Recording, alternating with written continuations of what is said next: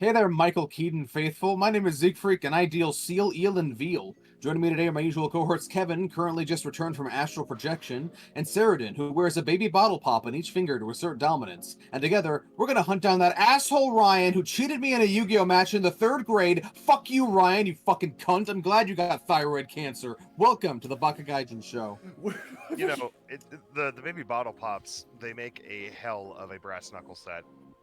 I imagine. Yeah. Yeah, the first punch is just blunt force trauma. The second punch will actually hurt because it's shattered. The only brass knuckle with shrapnel. Yep. Now we're talking. Yeah. You know, I never thought about that, but you know what? Come to think of it, not a bad idea. Mm-hmm. Mm-hmm. Delicious, delicious shrapnel. And then you can just pour the powder into their wounds afterwards.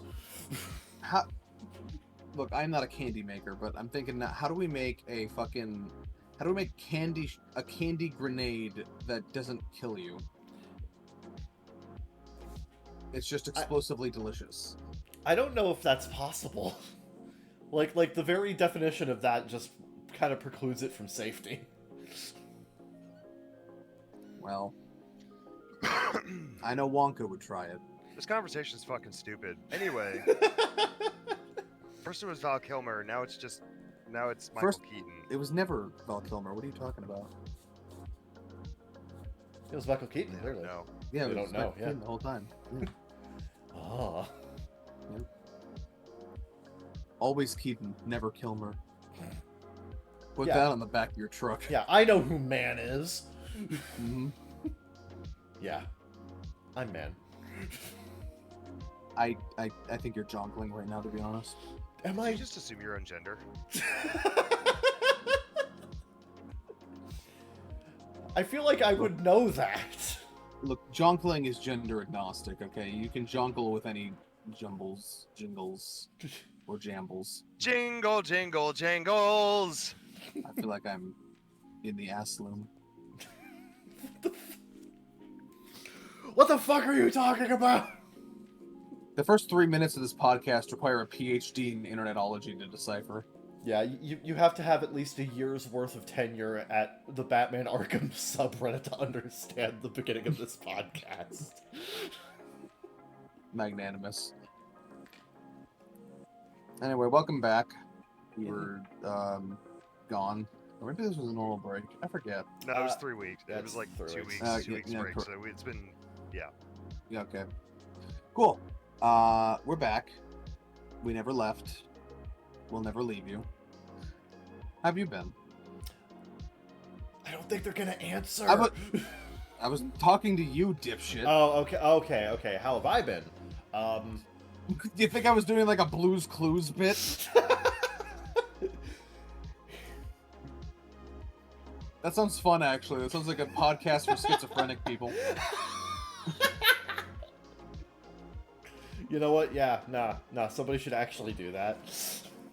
That would be really, schizophrenia really takes parasocial relationships to whole new levels. I love how you almost said paranormal relationships. That is very different, sir. If you're sufficiently schizophrenic, it might feel that way. Yeah, I suppose that's a fair point. Yeah, I only make fair points. Yeah. No, anyway, what I've been up to is, I actually started on my Hollow Knight playthrough in earnest. Yeah. Pretty good so far. I'm still very early game. I'm like 4 hours in, pretty early game. Sure. But no, it's very fun. I'm just in the part of the game where I keep finding things that block my path. Where it's like, oh, I'm gonna need a new ability to get through here. Yeah. You know, the average, first 10% of a Metroidvania. Yeah. Well, just wait till the world unfolds before you like an origami crane, and you'll be like, whoa, that's not how origami cranes work. Yeah, and you're like, whoa! Yeah, it's like a reverse origami crane. Yeah. Like you took someone's origami crane and just fucking ruined it for no reason, dipshit. Yeah, what the fuck, man? Yeah. No, Yeah, it's like, also kick your grandma's sick and you're doing that whole thing where you fold 1,000 paper cranes and somebody comes up to you and is like, that's not a paper crane, dipshit, that's a dildo, and then you just, I can confidently say I've never had that experience. A paper. Okay. Yeah, I don't think I've had that experience either. Come to think. Yeah, Well, maybe your grandma hasn't died hard enough. that's true. All my grandparents are alive. Oh, Yeah. well, give Sorry, I it time. didn't. Sorry, I didn't mean to humble Yeah, brag there. yeah, no, I got one left. Unfortunately, I hate her guts. So. Yeah, Do you have the something's rest up. of her too? Something's in the water. I feel like the only guy my age that has all their grandparents alive. Probably. Yeah, all of mine Yeah. are gone. Yeah, give it time. But by I mean, definition, he's- yes. I mean, he's not. Yeah, I was gonna say, time comes for us all.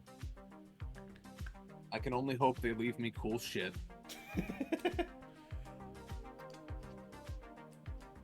And Siegfried gets my sweet ass rocking chair. Aw, hell yeah.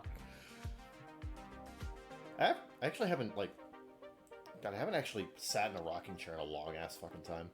Those are nice, actually. I like those. They're not.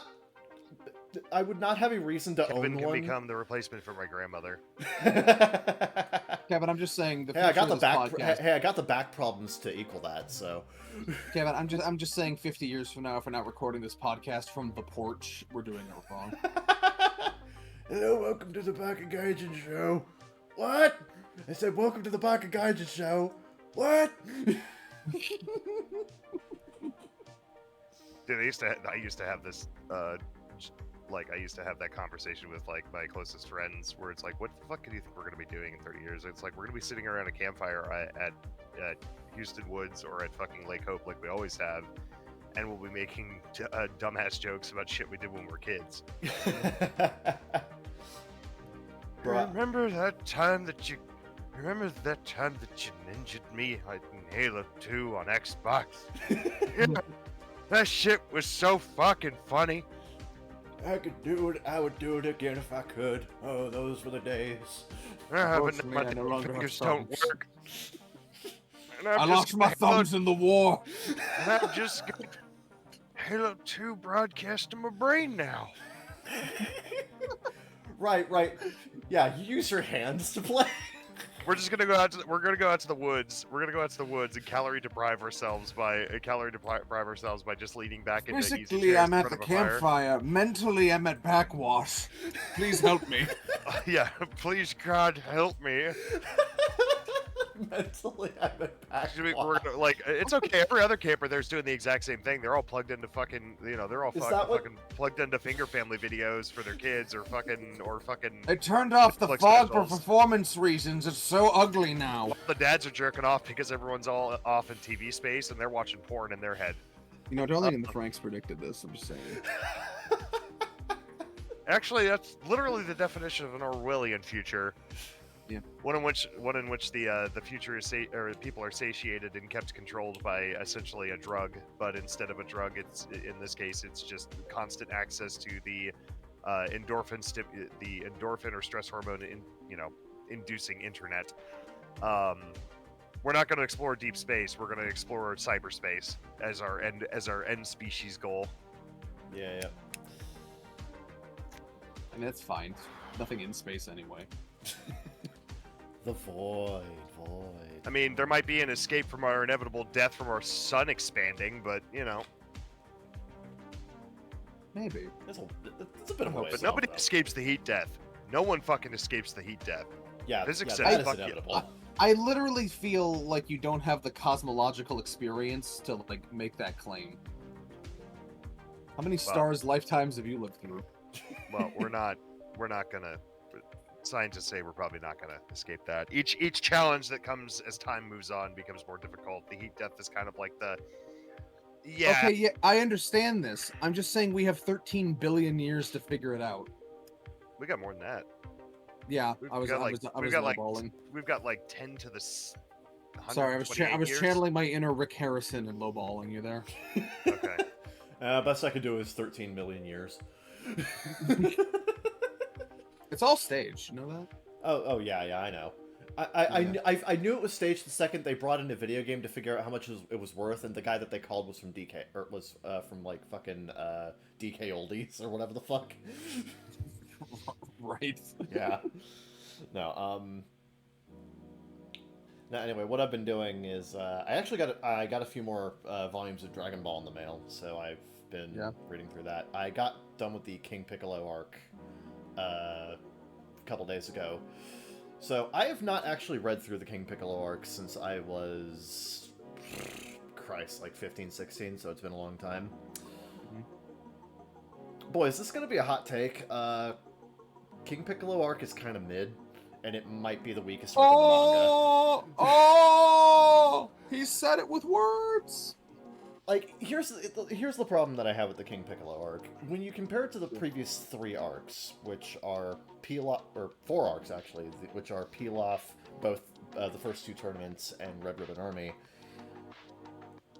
like, it is the beginning of what we would consider, of what a lot of people would consider to be the modern Dragon Ball formula, you know, big bad guy shows up, wants to conquer the world or whatever, terrorizes our main characters, Of course! everybody dies, and Goku has to power up to defeat him or whatever the fuck. Like, it's basically the formula that a lot of later arcs, like the Saiyan arc or the Frieza arc or whatever, use.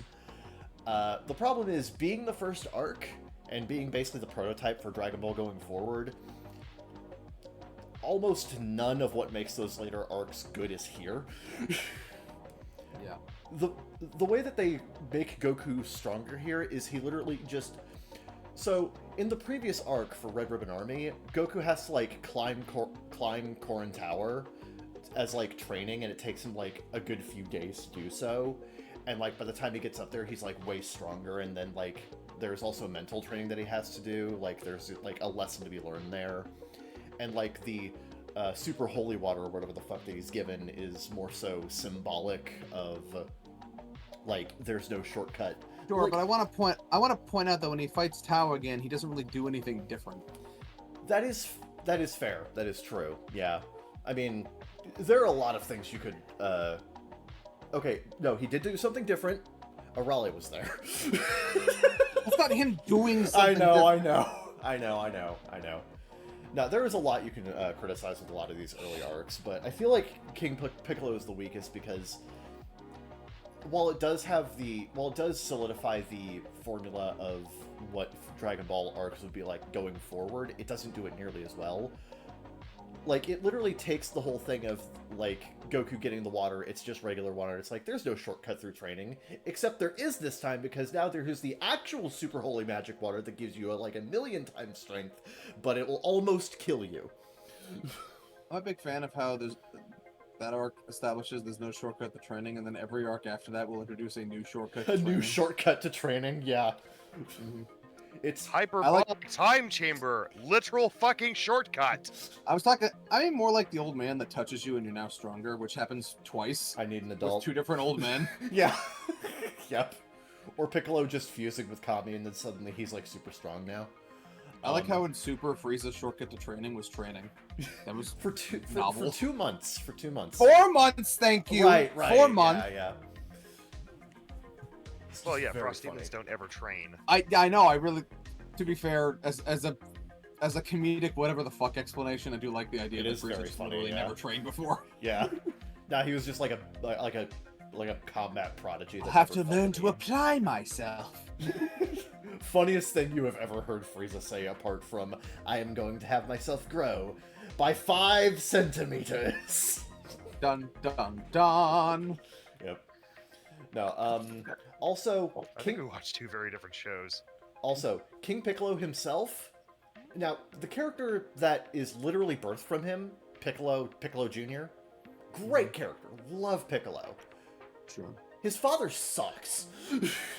How could you hate the guy who gave us King Piccolo Day? It's like the only funny part. It's like the only interesting thing he does is just like, I'm taking over the world, and to commemorate the day that I have taken over the world, it will become Piccolo Day on May 6th. Which May 9th, thank you. May 9th, right, yeah. But Honestly, honestly, Zeke has done nothing but correct him the entire time. He literally here's the just thing, read it, and I know more than him. Actually, the date wasn't in the manga. That was added in the anime. Yeah. I'll take your word for it. Ha! No, I don't think that's the haha gotcha you think it is, but go off, champ. What It's- a fucking... Give me blood. No. That was a fucking comic book guy-asked fucking gotcha. That's what she said to the meth dealer. No, yeah. King Piccolo is honestly kind of a boring villain because, like, yes, he Worst is. villain ever. Because, like, yes, he's He doesn't powerful. even watch the Spice Girls movie. Exactly. How can exactly. you be a proper What the fuck, shonen villain protagonist if you don't even watch the Spice Girls movie? Yeah. No, what he does is he comes in, he's basically just like, ha, I'm super powerful and I'm going to take over the world. Haha, I've taken over the world. Oh no, I have been defeated. And like, he basically just is evil for the sake of being evil without anything that makes that interesting. Like, with Frieza, he has this sadism. And he has this, like, almost joy in the shit that he puts the... He's also a space realtor. And he's also a space realtor. That's interesting. And he also has, like, these super interesting, like, minions. He's got, like, the Ginyu Force. He's got Zarbon and Dodoria. I'm gonna be honest. Piccolo's spawn are not that interesting. The most interesting one is Tambourine, and that's just because he gets the most screen time. And also killed Krillin. But like, no, it is an entertaining read, but it is incredibly basic. The villain is not terribly interesting, and what little they actually do to kind of further Goku's character feels very cheap. And cheaper than other shit later, by the way. Like, that's saying a lot. Like, it's literally just drink this water and you'll be super powerful, and there we go. No, yeah, the King Piccolo arc is not that great. It's especially insulting because the last arc was like, you idiot, there's no special water that's going to make you super powerful. Right, exactly. It literally takes what was learned in the last arc and says, well, actually... Yeah, that one was... It just circumvents it completely. That power-up wasn't even earned, and this one is even less earned. Yeah, it's... Oh, God, I hate that part of the King Piccolo arc so much. It's like, that is like the worst moment there. Right there. But no, I started up the 23rd tournament, and I actually don't remember the 23rd tournament all that well. So that's going to be an interesting raid. Yeah. But apart from that, watch some movies. We watched Child's Play in the server. Yeah, it was fun. Yeah, that was a really fun movie. Child's Play is always very fun. Chucky is such a little bastard. Oh, that Chucky. Fuck you. That was my nickname at McDonald's. I can't wait to follow Chucky on his many misadventures. Indeed. I'm honestly, did we replace Child's Play with Child's Play 2 on the wheel? Yeah, I did. Yeah, awesome. Fantastic. I hope we land on it soon. But, in terms of other movies, we also watched Texas Chainsaw. I like it. Zeke did not. I was not a fan. Not a fan. I completely understand, honestly. That movie is... It is a very different horror movie. That movie is padded to Sorry, my connection blipped there. Nah, you're coming in. You're coming in. Okay. Yeah, no, that movie is padded to shit, and it's not unnerving. It's just fucking loud. It's one of the loudest movies we've watched. I will admit, the movie, honestly, by the end of the movie, I was starting to have some, like, sensory overload problems. So every single scene goes on at least twice as long as it needs to. Yeah. This movie could have been a fairly tight, concise, like 45 minutes, and it's not even a long movie, but it just stretches itself so fucking thin. Yeah, it's like 83 minutes long, and it does feel It longer feels than at that. least half an hour longer than that. Yeah. And I'll admit that. It's not... Maybe in 1970, whatever the fuck, it was scary, but like now it's like, it's just loud and annoying. Yeah, I can get that. And I understand what they were trying to do. Like, as we kind of discussed at the time, it was kind of a way to try and, like, get you into the mind of what the character was experiencing. It's torturous for her, so... Sure. Yeah. So, like, I kind of get that, but... I respect its influence or whatever the fuck, but at this point I have seen most of the, like, premier, like, original slasher fix. This is easily my least favorite of them. And I didn't like some of the other ones. Well, you say it's a classic until it got remade in like the 2000s. A lot of the derivative works based on it were actually better. Oh yeah. Like as horror movies. Sure. No, I'm just saying I've seen a lot of these inaugural slasher flicks now, and this is easily my least favorite of those. Well, and like I'm saying, the only reason it's considered one now is because there was a depending on your feelings, you'd probably like it more because it doesn't feel as padded. But the more visceral remake that was done in like the early 2000s, I think. Yeah, like 03. Yeah, like 03 or 04 or something. You'd probably enjoy that one better. But it wasn't until it got remade that anyone really, unless you were a horror connoisseur, no one really talked about this film much. That is true, yeah. Sure. Yeah, it did not have the same cultural impact that things like Freddy, Jason, or Michael Myers did, for example. That's very true. I know. I'm just rebuffing the potential commenter who would say that. Oh yeah, no. If you're gonna write in the comment section, the two people that actually comment, if you're gonna write in the comment section, ooh, it's a classic. Was it really? Because nobody, because people knew about the name of it, but it did not have the same kind of cultural impact. But it did spawn during that time. It actually spawned a lot of derivatives that were probably better and have gotten no love. That is throughout true. history. At least as far as films, they're better. Maybe they didn't have the same cultural impact. I also think the Texas Chainsaw Massacre being very loosely based on Gaines. Is that the name of the guy? Ed Gein. Ed Gein, who was an actual serial killer from Texas. Being very loosely based on his cannibalistic tendencies. I don't even think he used a chainsaw to kill his victims, but he was kind of cannibalistic. Yeah. I think that also helped preserve it somewhat, especially in modern day with everybody being obsessed about watching serial killer documentaries. Yeah, that's very true. That is one thing that I do find very funny about the movie is that it made a big deal about this is based on a true story, and it couldn't be further from the fucking truth. It is like maybe 5% based on Ed Gein, and the rest of it is just bullshit. Yeah, there was no family. Okay, no, there was no family. It was none of that shit. I cannot believe this film ripped off Resident Evil 7. That's all I say. Well, I mean, yeah, the whole stranger danger with people from a different and secluded culture is nothing new in horror. I just meant the fucking dinner party. Yeah, the dinner party scene is like literally lifted directly in RE7. Yeah. Yeah, I didn't like it. I thought it was just slow, obnoxiously loud, and lacking in much of an interesting plot. You know, when you look at shit that came later, like Nightmare on Elm Street or Child's Play or whatever, like shit got way more interesting. I'll admit that. Yeah, I'm not gonna fight you on that one. Yeah, again, I haven't actually seen the film back to back, but I have seen very, very deep dives on it. Like I have watched like 3-hour deep dives on that film, so I've essentially seen the film. Yeah. Just with commentary about it, and with most of the Cars 2.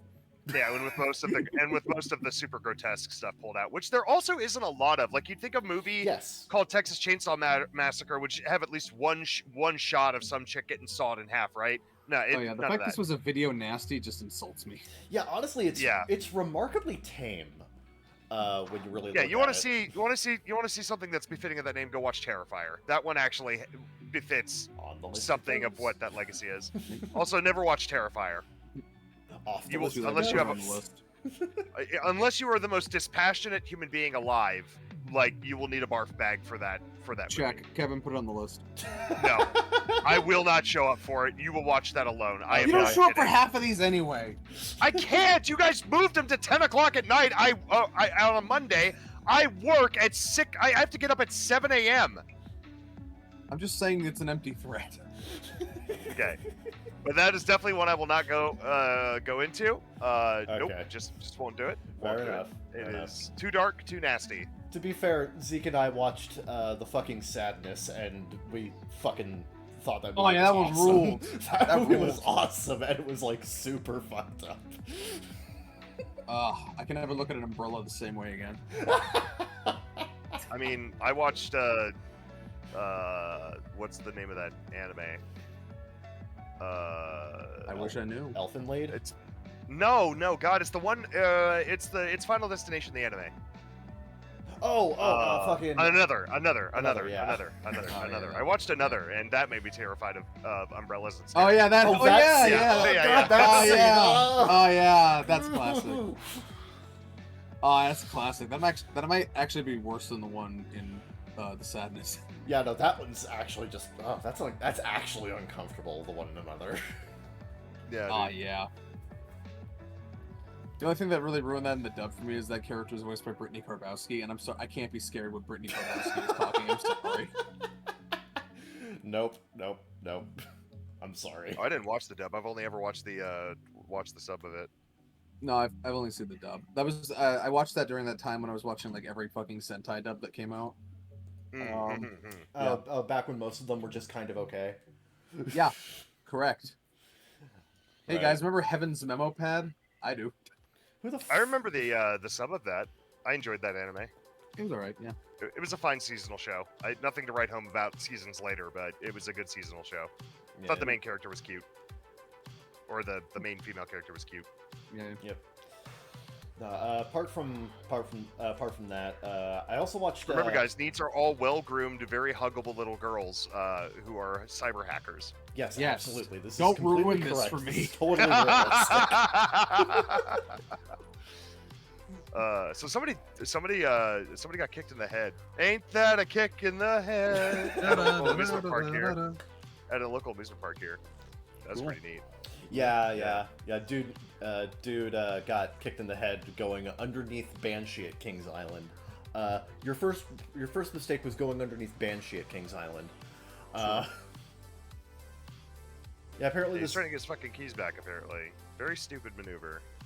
Yeah, like literally just wait until the park is closed and they'll help you try and find it later. They even told him as much, and he's like, "No, I'm gonna do it now," and then. Well. I actually don't know if he's. I actually do not know if there's a. I haven't seen news that he's been reported dead, Yeah. but yeah, my guess is it was a glancing blow. There was the kid who did something exactly like very, very similar to what he did at like Six Flags like 10 years ago or whatever, and he jumped over like 3 do not enter fences into the path of the roller coaster, and he actually got hit by the car Oh yeah. as well as somebody's leg. So like the leg hit him first, and then the actual car hit him, and his head came clean off. Ugh, yeah. That is So- actual Final Destination shit. Yeah, that's actual Final Destination shit. His parents were watching too. Oh goodness, yeah. Have fun sleeping tonight, parents. Yeah, there's ever like a space underneath one of those things that you can print, and it's been there for at least 10 years. You can guarantee at least someone's died there. Yep. That's not true whatsoever. Actually, roller coasters are very, very safe, and most people are not that stupid. I have read many Wikipedia pages of documented death reports. There was one time I went down that rabbit hole of Cedar Point deaths. That was fun. Oh yeah, I remember that. Oh dude, and all the fucking desert. What was it, like Disneyland or Disney World or whatever? Yeah. Yeah. Well, Kevin, no one has actually died at Disney World, you know. Oh my god, so many. They don't. Dude, They more don't people declare have them dead died. until they leave. More people have died at Disney parks than I think any other park. in Excuse me. existence. Officially, no one has ever died on Disney property. Right, they're not pronounced dead until they're outside the park. Fuck off. Yeah, her head. That's one way to maintain a spotless record, I guess. Yeah, someone's head just comes clean off. He's in critical condition. Get him, yeah, Is that what they're calling it now? Yeah. Now get him out of here! Get him out of here! Get him out of here! All right, he's out of here. He's dead! What a tragedy! Contact the family. Give them $2 million to shut up. Yeah, Heil Disney. Heil Mickey. yeah. 90% of these end in settlements, by the way. Seed Heil! Seed Heil Mickey! I like to imagine to cover it up, they just shove him in a mascot suit and just wheel him out. Sorry, guys, Goofy's just feeling under the weather. Goofy's in like 6 pieces. Like, Christ, now I'm just imagining.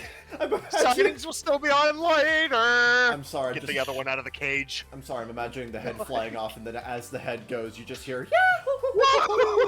Whee! God damn it. Yeah, more people have died. Cross me. You're watching YouTube? This is what you get! He said he was gonna go to Universal Studios! I showed him. Jesus fucking Christ.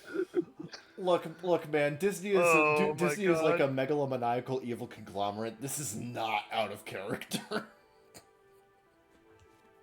gonna feed him to my Pluto! That's technically cannibalism. They're both dogs. You ever think about how Goofy's a dog Actually, and Pluto is also isn't a Goofy dog? a horse? Oh no, Goofy has a dog. No, That's right. Yeah, no. The horse you're thinking of is Horus. I like how the Disney universe has both sentient and non-sentient dogs. Don't think about that too hard. I'm gonna think about that super hard. Yeah. What's the lore here? Disney, what are you not telling us? Disney, what do you know? Disney knows a lot of things they will never tell us. What are you talking Oh, about? yeah, I know. Like all of the undocumented deaths at their park? Oh no, they're documented. They just don't say that they died in the park. Wow, a lot of people die in the parking lot for some reason. Yeah. Curious about that. Disney parking lots are more dangerous than the rides. Come on in. You are more likely. Is that where that statistic where you're more likely to die in a car than you are in an amusement park? Is that where that statistic comes from? Disney Oh my god, propaganda? we've cracked the code.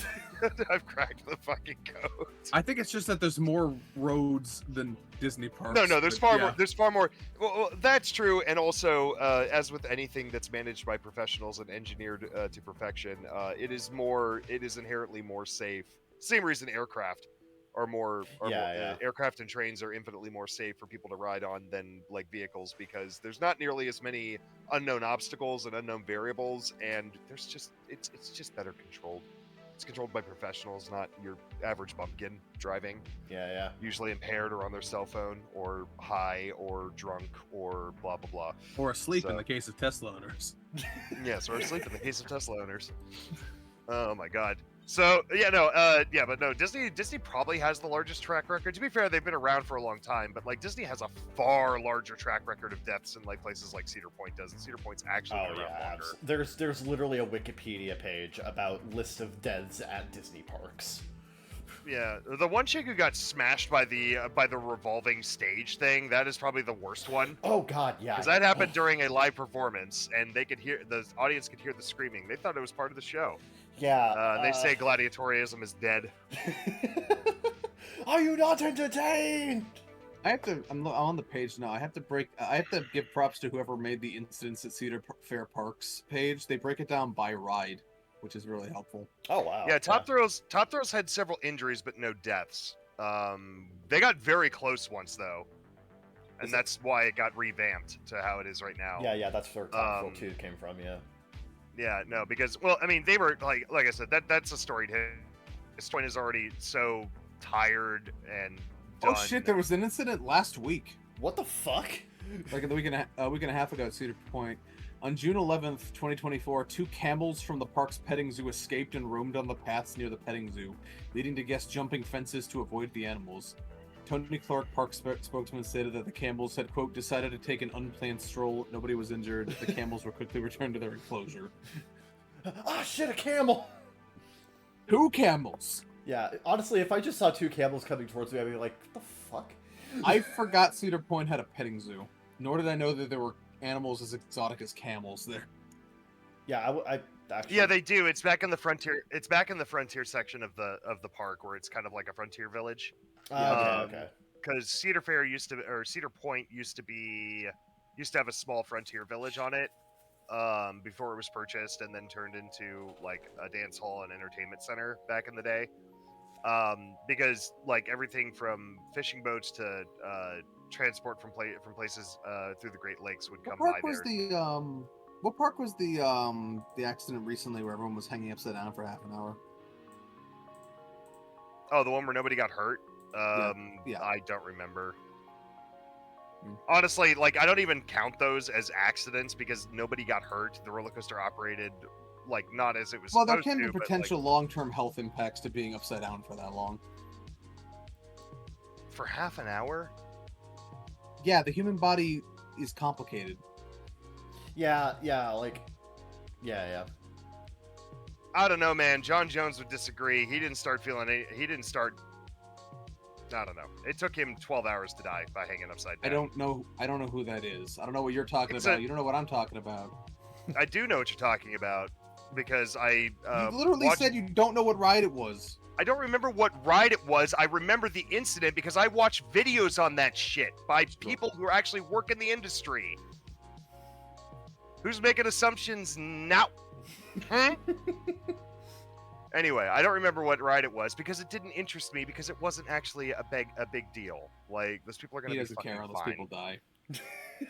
They're going to be fucking fine.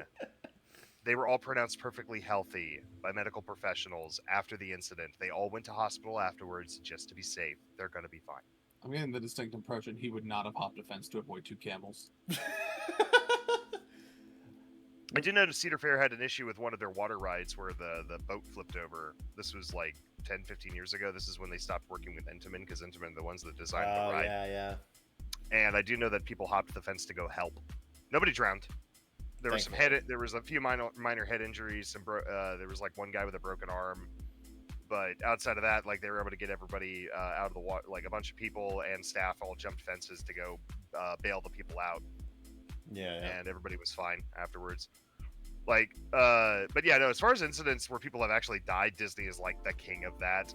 They are, yeah. Like, there's just a documentation like a mile long of all the shit that's happened at Disney World. It's wild. And most yeah, of it well, I'm is talking due to- again. I'm yeah. talking specifically deaths. Like, Yeah. Like, Son of Beast was considered one of the worst engineering failures in the entirety of the amusement park industry. No one died on that ride. Yeah. There were a lot of injuries, but no one died. Yeah. So it might feel like you were going to die, but well, and that's what's considered a catastrophic design failure in the amusement park industry is when you have more than like 3 injuries on a ride during its entire like 30-year lifetime. I just scrolled by one I was actually there for. Oh wow, really? Yeah, the Snake River Falls. On July 3rd, 2013, a boat on Snake River Falls failed to generate a splash at the bottom of its descent, causing it to become dislodged at the track's first turn. Water level was too low, no injuries reported. Yeah, I was actually there that day. Oh, damn. Wow. Yeah, I didn't see it happen. I just know I was there that day. Yeah. Anyway, no. Other shit that I've been doing. So, Zeke, I actually wanted to talk about this with you at some point, but, like, just didn't have the opportunity to. I watched the lone live-action JoJo's Bizarre Adventure movie. Yeah. Because let's be real, there is not going to be another one. Probably not. It has been 8 years. It's been like 6 or 8 years, and this movie bombed in Japan. It is not happening. Yeah. So, like, my takeaway here is, like, here's the thing. I love JoJo's Bizarre Adventure, and I love the director, Takashi Miike. Don't say it. Oh, it's the guy who... Oh, it's that guy. Yeah. They did the audition. Yeah, audition. Yeah. I love the director, and I love the source material, and I've also loved adaptations he's done of similarly, like, outlandish source material. He did a really good Ace Attorney movie. Yeah. I think he missed the mark on the JoJo movie, because while it is actually a relatively faithful adaptation of the first few, like, I think the first, like, 17 chapters, it's all the way up to the end of, Bad Company. Like, it is not an Bad Company till the day I... Anyway, go ahead. No, yeah, it is not a bad, like, it is not an inaccurate adaptation. It's actually pretty faithful for the most part. Some stuff is, like, swapped around, and there's, and they actually introduce, instead of Red Hot Chili Peppers, the movie ends with Bites the Dust. Or no, Sheer Heart Attack. What? I meant Sheer Heart Attack. I meant Sheer Heart Attack. I was gonna be like, what the fuck? No, it ends No with... wonder they didn't make another one. They just jumped straight to the end. No, it ends with Sheer Heart Attack. Cool. But the problem I have with the movie is that it is really slow, and honestly, I feel like it flattens a lot of the... I feel like it actually flattens a lot of the style of JoJo's Bizarre Adventure by trying to make it, quote-unquote, I guess more grounded, apparently, but it just misses the mark, because part of what makes JoJo so entertaining is the fact that the characters and the situations that these characters are in are larger than life, and they are played as such. not really so much in this movie, because there is weird shit happening, but it is all handled with, like, the most straight-faced tone that you can possibly imagine. Everyone talks... Zeke, you watched season 1... Okay, this is going to be a weird comparison. Zeke, you remember... You watched season 1 of the War for Cybertron Netflix show, right? Like half of it, yeah. Everyone talks like that. Everyone acts like that in this movie. What the fuck? I don't know. It's... Oh, God. Why? Why are you playing JoJo's Bizarre Adventure like you're going to a morgue? Oh, God. That's sad. No, it is frustrating because it is so close to being a genuinely good movie, but it completely misses the mark in terms of tone and style. It has just none of the flair that makes JoJo fun. No wonder it didn't do well. Yeah, I can imagine, like, people saw it the first week and they're just like, this is boring. Honestly, my favorite part of that movie is you've seen that picture of the guy who played Jotaro, what he had to do to his hair to make that he literally like brushes it up against the back of the hat. It's so Hold on, funny. I want to see if I can find that fucking picture. I want to see if I can find that fucking picture. I do it now. Oh yeah. Hold on. Yeah. I'm gonna put this in lobby chat. It's so funny. Yeah. It is the funniest shit. Oh my god. What the fuck? Look, man, I appreciate the dedication to the bit. I applaud him. He knew what was up. He knew what he was doing. God, he looks like... Oh, God, what? Hold on, wait. He looks like...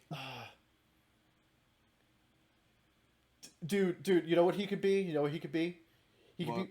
I'm gonna post the picture. Sure. He could be fucking Heihachi from Tekken. Yeah. Yeah. Oh, yeah. Just dye the hair gray. You could make a great Heihachi. No, yeah, Anyway, that guy started the show, anyway. Yeah, no, I respect. I was just saying that's main character energy. Yeah, I respect the film, but I don't think it's. I don't think it's good. It's not. It's not. It's too bad they didn't get to the part where It's really too bad they didn't get to the part where Jotaro gets BTFO'd by a rat. Dude, the rat fight would have been so fucking great, dude. That's one of my favorite fights in Diamond is Unbreakable, by the way. Yeah, if only they made a sequel to this so we could see, like, snap zoom cuts to a rat just going... It's just a normal fucking rat on the ground with a gun stapled to it or whatever. Yeah. Great. Yeah. On the other end of, like, really good adaptations of pre-existing source material, I watched Ultraman Rising, the new Netflix animated movie. So, like, Ultraman Rising is actually the first American adaptation of Ultraman we've had since, like, the early 90s. And unlike that one, this one's actually good. Right. No, yeah, Ultraman Rising is really good. It's written and directed by a guy named Shannon Tyndall. He was, like, co-director for Kubo and the Two Strings, as well as, like, an animation director on Coraline. Okay. And he also worked pretty heavily at Cartoon Network back during, like, the mid to late 2000s. Sure. This is just such a very charming movie. Considering the setup of the movie, which is, like, Ultraman has to, like, help raise a baby kaiju, you would think this movie is a lot goofier and a lot more, like, you know, haha funny kid movie than it actually is. It's actually a relatively... Like, it actually takes itself pretty seriously for the most part, because the focus is more so on the main character balancing being, like, this baseball prodigy, and he's, like, hired onto the Yomiuri Giants to help them out, but his, like, ego's getting in the way, but the reason why his ego's getting in the way... What? Is that a real team? Yes, it is. Oh, okay. No, he's hired onto, like, the Yomiuri Giants to help them out because they're, like, at this point in... like, the story, they're, like, a failing team, and they're trying to, like, you know, improve their standing. But, like, the problem is that he's just so far up his own ass that he doesn't want to help anybody, and he's, like, a one-man showboat. And the reason why is because he's, like, you know, is, like, complications with his family, because, you know, He felt like his father abandoned him and his mother because his mother went missing, and like his father was like the previous Ultraman. It's like a whole thing. There's like a bunch of like complicated family drama in this movie. Yeah. But like it's pretty damn well done. I had a really good time watching this movie. It's a bit long. It's like 2 hours long, and I feel like it could have been tightened up a little bit. But the emotions and the action scenes, especially the action scenes by the end, are so well represented, and they're so well done. I don't really mind the fact that it's a bit longer than it should be. Like, it's just a very entertaining movie. It feels like a mid-2000s Pixar film. It has that feel to it. Interesting. I would recommend checking out Ultraman Rising. Probably another really good part of this movie is the fact that, like, I don't think you need to know shit about Ultraman to fully enjoy this movie. Like, it does have a couple of, like, references to prior existing material, but it explains everything that it needs to, and it's mostly self-contained. Like, it has a sequel hook, but it's, like, it's a self-contained narrative. And it's very entertaining. I do recommend checking out Ultraman Rising. I want this movie to have a sequel, because it deserves one. Over on another serve, I watched Brokeback Mountain, which I've never... I'm sorry. No, good movie, actually. I liked it. No, it's excellent. Yeah, no, it is a fantastic movie. God damn it. It's really sad, though. Yeah. No, yeah, I now completely understand why this movie losing Best Picture to Crash was a sin. I totally get it. I literally know nothing of this movie outside the South Park episode that made fun of it. Of course. Yeah, Brokeback Mountain is a really good, it's a really good Western drama. Really highly recommend checking it out. And me and Sheridan actually finally finished watching Eureka 7. Peak. Absolutely fantastic. Love Eureka 7 so much. Like I said, you should do a segment. Probably should, yeah. I join. Yeah, like the idea is like you and I can like record a separate segment some other time, and then I can like edit it into the episode and just kind of like release it as like a... Why can't we just have a talk about it? I mean... Because then I can't fucking do it. Yeah, Zeke hasn't watched it in like... We have a precedent! We watch an anime and we do a thing in the middle. Yeah, so like Zeke hasn't seen this doing movie. This shit. Yeah, that's also true. I haven't seen this show in like 15 years. Yeah, so he doesn't like remember all that well. Meanwhile, it's like very fresh for us. So...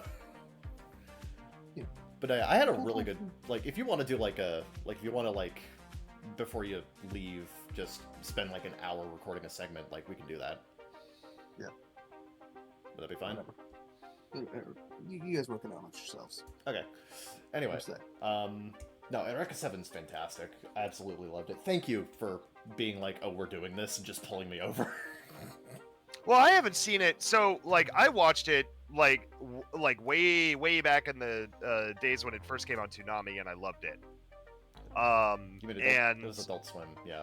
Well, yeah, Adult Swim. Sorry, Adult Swim. When it was there, and I watched the first few episodes, and I watched. I think my first episode was actually the last episode of the first season, which is a really weird place to start because it's a very different episode than the rest of the show. There's almost no mecha action in it whatsoever. But I was completely enamored by the like the art style and the tone of it and the music and just the characterization between the characters of Renton and I think and Dominic at the time. And I had no idea what the fuck was going on. And it happens right after like one of the most pivotal, like the most pivotal arc of the first season, as well as one of the most important arcs to understanding the rest of the show. Yeah. So they were referencing a bunch of wild shit that just happened. And I was like, all right, I got to go watch more of this. And then I literally did the mid 2000s thing of going on YouTube and watching anime in 3-part episodes. Oh yeah, in 180p in 240p, and that's how I watched the entirety of the series, and I loved it. And it was kind of my jam for several years, and I tried getting more people to watch it. And then at the same time, Bandai was slowly releasing all of the Blu-rays or all of the DVDs at the time, as well as the mangas. And I picked up the mangas and read them, and then eventually I had every DVD and a bunch of other shit, and it was kind of it was my jam for many years. Yeah. And I kind of like I watched the extended source material when it came out like 10 years later, like the shitty the shitty rebuild movie that they did called Good Night's Sleep Tight Young Lovers, or in English it was Pocket Full of Rainbows, I think. Yeah. And either way, like I watched that, I was like, well, this was fun. I hope this leads to another series, and then it did. And I'm lukewarm on the sequel series. I don't hate it. I was whelmed. I don't hate it as much as other people do, because I see what it's going for. Yeah. But I definitely know it is not the same level of quality as the original. However, I do think some of its like star points are like how it ties into the first series. About halfway through, you start seeing how it starts tying in, and then at the end they kind of unravel everything, and it's actually ingenious sci-fi writing. That being said, one of my all-time favorites, and I haven't seen it. I rewatched it again. Like when I was watching it back in the day, I watched it probably 4 or 5 times.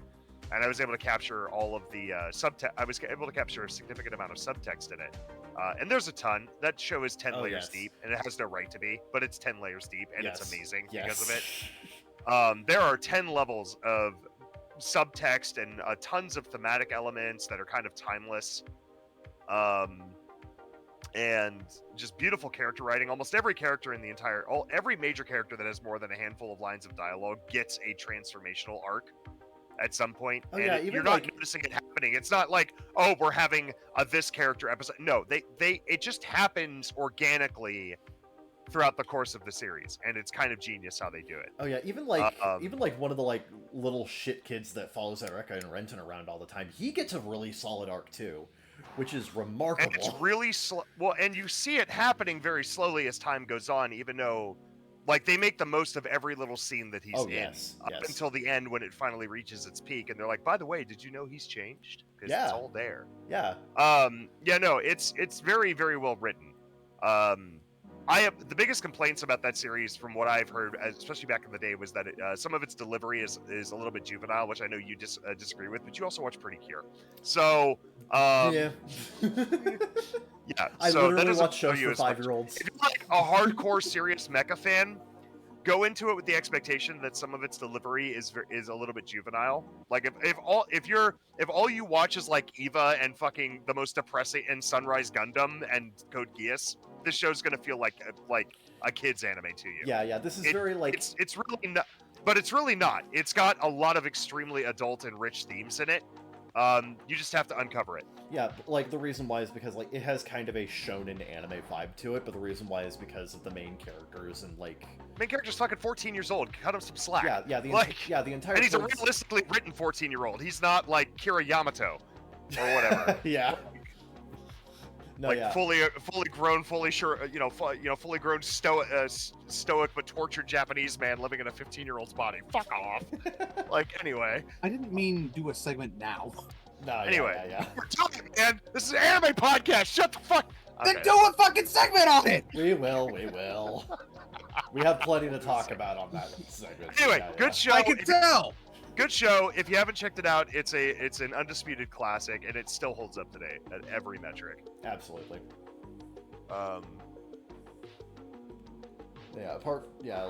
Watched that, and not really a whole lot else apart from Guru's 3D performance the other night, which was very fun. You're gonna make Zeke leave the fucking podcast. You start talking about VTubers. Nah, I was just saying it was fun. It was great. Gura singing, Gura singing good.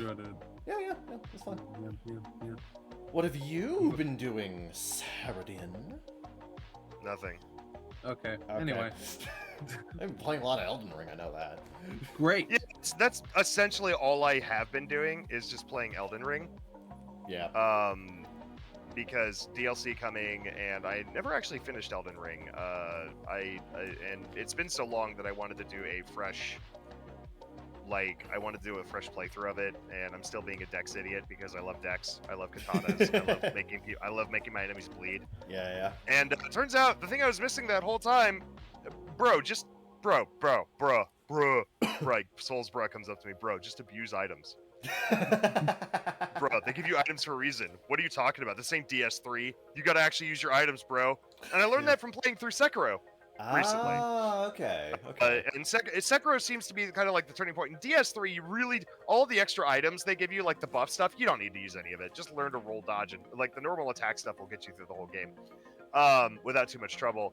In Sekiro, they were like, no, we want the items to actually be good. So the items in Sekiro are insanely powerful, but they're short-lived buffs. Like you'll get like a minute with them, but they're worth using because you can clear a boss in a minute if you stack enough of them up onto each other. Oh yeah, and if you're And not they carried that philosophy over.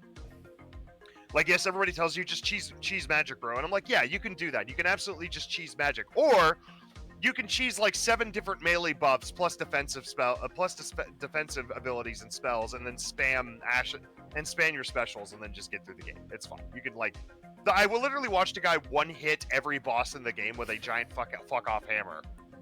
Like, you can do it. There's enough buffs in the game. Oh fuck yeah, Reinhardt build. Literally. And then there was the Karen build, which I think was the funniest thing I've ever witnessed in my life, where he only used Roaring Shout, which is a special ability, and he made it a female character, so it was just a Karen yelling every boss in Elden Ring into submission, which was the funniest shit I've ever seen in my entire life. So yeah, no, I want to play it again. I want to get a better understanding of its mechanics and its item usage and all that stuff, and taking my time with it, and when that's done, I'll end up diving into the new DLC. Okay. So, but yeah, dude, I'm having a great time with that game again. Despite it being a frustrating pile of shit that sometimes will pit you against shit you're not supposed to fight early on. But yeah.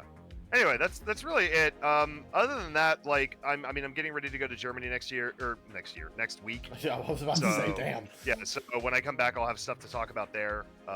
It's honestly been a miserable grind to get to that point. Both grinding work, as well as grinding like all these different projects that I'm working on, coordinating shit for other fans. Like, it's been a rough journey. And then once this is over, I'd like to say I can rest, but then soon after that, like literally a month after that, I'll be going to Chicago. But that's just for a weekend, and yeah, thankfully I don't have to pay for a hotel or anything for that one. But yeah, Germany has just been like robbing me of every ability to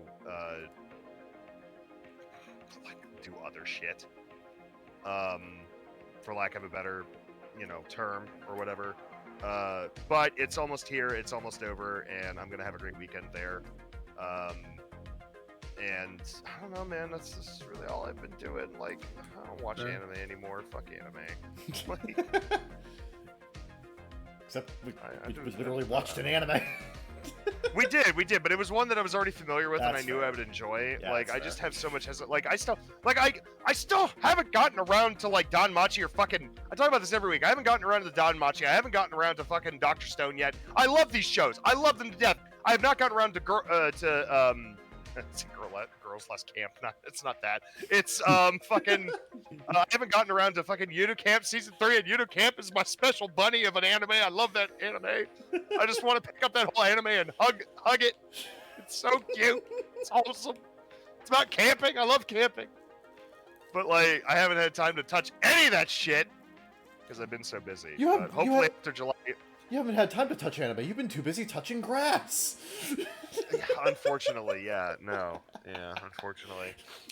It's also just this. I would watch like 3 episodes of anime a night if my fucking smart TV had a Crunchyroll app or a Verve app or any kind of or any kind of app where I could watch anime on. But no, they refuse. They fucking refuse. There was a Funimation app on here forever, but Funimation, I wasn't paying for their service. I have Crunchyroll, and now Funimation's dead. It's now Crunchyroll, but Crunchyroll still hasn't put out an app for the TV. So I think if you have a Samsung TV, you have access to it, and if you have a Sony TV, you definitely have access to it. But there isn't one for my Vizio, so fuck it. My only option to watch TV in the evening when I'm trying to wind down is like if it happened to make it on if the new seasons happen to make it on Hulu. That's it. Yeah, or if some shit happens to be on Netflix. Yeah. Yeah, I did catch the new episode of House of the Dragon, though. It's all right. It has kind of a confusing ending. Like, 2 guys literally just walk in to commit one of the most dastardly deeds in all of Thrones history, and the chick there's just like, yeah, all right. That makes sense. No fair, sense. to be honest. Yeah, I mean, to be fair, the writing in this show hasn't been as good as it was in the original. It's not bad, but it's not great. Yeah. Like, it's okay. I have my qualms with it. I'm still watching it. I'm still enjoying it, but it is no masterpiece. And a lot of the characters are very, very similar archetypes. Like, you have douchebag young prince. You have very haughty, sure of himself, warmongering older prince. You have a bitch who has endless self-righteous fury. You have although she's significantly better than Daenerys. I never liked Daenerys, and I guess by the end of it I was justified in that.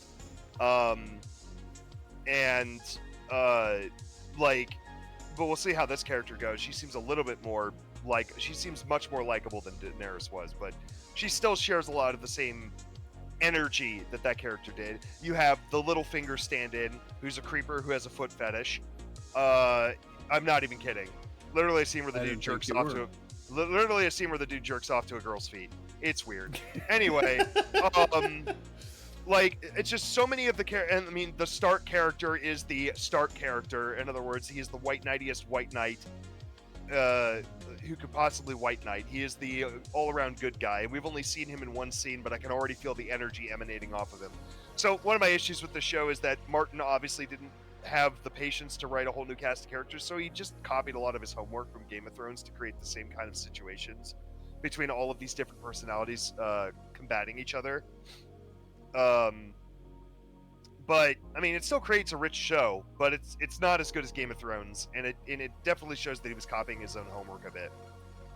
So, but episode 1 wasn't bad. It was just not a lot actually happened in it. It was mostly a lot of it felt like we were being reminded of who characters were and what their motivations were, and every scene seemed to wrap up something that happened at the end of the previous scene or the previous season. Yeah. So there was only one thing in the show that actually moved the plot forward. And happens at the very end, and it kind of confused me as to several characters' motivations. So we'll see if that gets cleaned up later. But new episode comes out tomorrow. Actually, I will be watching it. Okay. But yeah, and otherwise, I've just been I'm fucking tired, dude. I'm so stressed out. I'm losing hair. I swear to God. But after July is through, I will be coasting for the rest of the year. So I will be in a much better position. Yeah, you need a damn break after all this shit. Dude! You have no idea. Yeah. So watching Echo 7 was actually a nice break. It was actually a very nice break, and I enjoyed myself with that. Oh, yeah. Yeah. Anyway, that's really it. Yep. What about That's all I've been you, doing. Zeke Freak? Yeah, me. I've been watching a lot of stuff actually. Hold on. Sorry, I just got on my mail. I'm finally rewatching Tower of God for season 2 in July. Keeping up with the same seasonal stuff as I have been. Code Geass Rosé the Recapture began. I watched the first episode. Pretty good, actually. I know these were originally movies, so it goes without saying the production is pretty good, but I'm actually really impressed by how well the Nightmare CG blends in. This is probably the best mecha CG I've seen in a while. Oh, they went with CG. I'll have to see it for myself. But To be fair, I've they been also impressed with yeah, CG. To be fair, they also went with CG for Akito the Exiled, and that turned out. I've to seen work I've pretty seen well. I've seen comparisons. This looks better than Akito. Oh wow! Oh, that says a lot, actually. Damn. Yeah, and the setup is intriguing. I'm not gonna say a whole lot because there's kind of a big first episode twist, so I can't really say a whole lot. But the setup is intriguing for this one. It does follow Resurrection, so it follows the recap films, but there's honestly only a few key differences to keep in mind. It's Right. Not that I wish it didn't, but it's not that concerning. I'm interested to see where that goes. It's the premiere was extremely Code Geass in the good ways. Oh fuck yeah! That's good. That's good to hear. As opposed to the bad ways, needless shoehorn death scenes. Sorry. I don't know what he's talking I about. don't know what you're talking about. I don't know what he's referencing. They're brainwashed. It's okay. I love Code Geass, Jolly. I love Code Geass. Anyway, Yes, preparing for the fucking cavalcade of summer shows coming up soon. But I'll probably get to talk about those next time. Another news, season 11 of Overwatch 2 started, so I've been grinding that. Went with the normal premium pass instead of the usual ultra bundle because I don't think the skins are the ultra bundle skins are that great. So just went with the normal one. So a little bit more grinding than usual. And since last time, SFT5 Vengeance came out, and I've been playing that quite a bit. Yeah, Real fun. yeah. With Overwatch, it's probably a good thing. It's a lighter season in terms of the actual battle pass because you're going to need that money for the Lifeguard, Lifeweaver, and Kiriko skins as well as the Transformers collab. I don't know if I'm buying that much, but sure. Yeah. I definitely want to see what they're cooking with the Transformers collab skin. So. Yeah. So how's that chair coming? I have a plan actually. I will get one. I got a plan, John. I just need a little more money. Yep. Nah, that's pretty much it on my end as well. Yeah. Yeah. You gonna buy a new controller? Your controller broke. Yes, I am also. Yeah. We were playing Halo last night, and my controller broke in the middle of a game. Like the Y button became stuck, so every I think 10 seconds, and then afterwards every 5 seconds, it would just swap weapons, which is really, really bad in Halo specifically. Yes. Because I was there was one point where I went into that hallway, trying to kill 3 enemies with the needler because we were playing Super Fiesta and I was using the pinpoint needler. Right when I was about to shoot, it swapped to the fucking ribbon mangler. I died. Yeah. It was terrible. Your Y button heard the thing about switch to your sidearm. It's faster than reloading, and it took that to heart. It's just like, oh, okay. No! After I'm done using the other one, you dumb bitch! It's only true. Actually, considering it's the ribbon mangler, maybe just never. Just never. Yeah. Yeah. If I could just drop a weapon completely, that would be great. If I could just You can. Yeah, you can. Oh. I mean, you're not gonna get a new one, but Yeah. you Okay. can drop it. I did not. I didn't know that actually. Yeah, you just hold the weapon swap button on your main weapon, I believe. Oh, huh. Okay. Well. Yeah. I never do it on because on PC it's a separate binding for some reason. Right. So I don't care. But I mean, I've never felt the need to use it because usually whenever I need you a can weapon, usually I just find another one. You just swap it within it. Yeah. Yeah. It's a pretty niche thing, but yeah, you can do it. Yeah, it's just not a useful thing most times. So. Yeah. We're gonna dunk on you though, because not only is it a thing, I'm pretty sure it's been a thing in every Halo. Yeah. No, it's not. Oh. Infinite is the first time it's been introduced. Oh, okay. Well, No, I swear I dropped things before. No, you haven't. no, yeah, but The only exception being like in the previous. Okay, the only exception being the dual wielding mechanic. That's what Yeah, I that meant. is true. Yeah, That's yeah. why I- Because yeah. you can't store dual wielding weapons on your back. So if you're going to switch to your secondary, then you have to. That's drop what I you was have to drop thinking the of weapon. because in that case I've dropped plenty of shit. Oh yeah, but you haven't Yeah. dropped a single weapon on the ground just so you have only one weapon. Yeah. No. No, yeah. So yeah, I'm gonna get a new controller next month. It's gonna be the same controller that Zeke got this month. Get the K-Lade. It's a good K-Lade. Indeed, so you've told me, and so it looks the part. Yep. Yeah, it was just. Oh yeah, and right after my controller started breaking, the game crashed. It's like all the forces of nature colluded to say Kevin is not allowed to have fun tonight. Indeed. Just kind of amuses Yeah, remember me that to no passage end. in the Bible? God created the heavens and the earth, and then a force that specifically targets Kevin.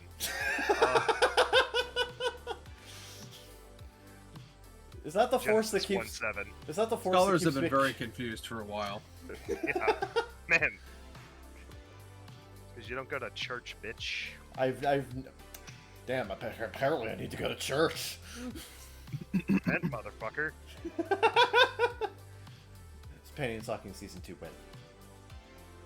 Man, they fucking announced that shit, and I swear to God, it's a troll. Because they trolled us. They trolled us with the. They never intended to make another season, and they absolutely trolled the shit out of us with that bullshit cliffhanger ending. Oh yeah, in the first season. Panty and Stocking ruined Christmas. Yeah, literally. And then they were just like, "Oh no, it's happening now." But that was like a 3-year-old announcement at this point, or something ridiculous. It's like 2 years ago, and the last time we heard of it was like I think last year we got. Wasn't that a Gainax show? And Gainax is just dead now. Trigger has the rights to it now. Okay, so maybe it's Trigger that's doing it, but Yeah, still, Trigger has a habit of announcing projects pretty far out. Like, Edge Runners was announced literally like 2.5 years before it came out. That's true. Yeah, it took a while for us to see anything from Edge Runners. No, yeah, most of the shit that was made at Gainax, but was done by like other people who are now at Trigger. Like that's now owned by Trigger. Like both Panty and Stocking and Gurren Lagann are Trigger shows now. Which is very weird. as someone who's been a Gurren Lagann fan for as long as I have, that is bizarre to think about. Seems like a pretty natural progression to me, but go off, Ching. I mean, I've just like my mind has just kind of accepted this is a Gainax show. I said Ching. My mind. I wanted to go for Chief and King at the same time. Ching. It's a Ching. They call me the Ching. Chief King. Bring me to your Ching. we're gonna get canceled by China. I think that I don't. I think that ship has sailed. Yeah. Kevin, make sure you edit in a picture of a skeleton so we make sure we're getting canceled by China. You guys want to free Taiwan over here? Yeah, fuck yeah, let's go! Let's do it. You know the Chinese special forces still use crossbows? Really? Badass. Huh. It's kind of cool. The idea, effective. It's actually so the only so I actually learned the reason why it's actually kind of legitimate because they are good for non-lethal suppression tactics. Oh, okay. Yeah. So because How are they non-lethal? Do they like attach a little tiny cartoon boxing glove to the end of it? I mean, almost exactly. Yeah. Oh. It's like beanbag rounds and a shotgun. Right. Okay. They're just cheaper. What? They're just cheaper. Yeah. Makes sense. Anyway, that's what we've been doing. Yep. Hold on. I think I had some. My save thing. I forget about it after this.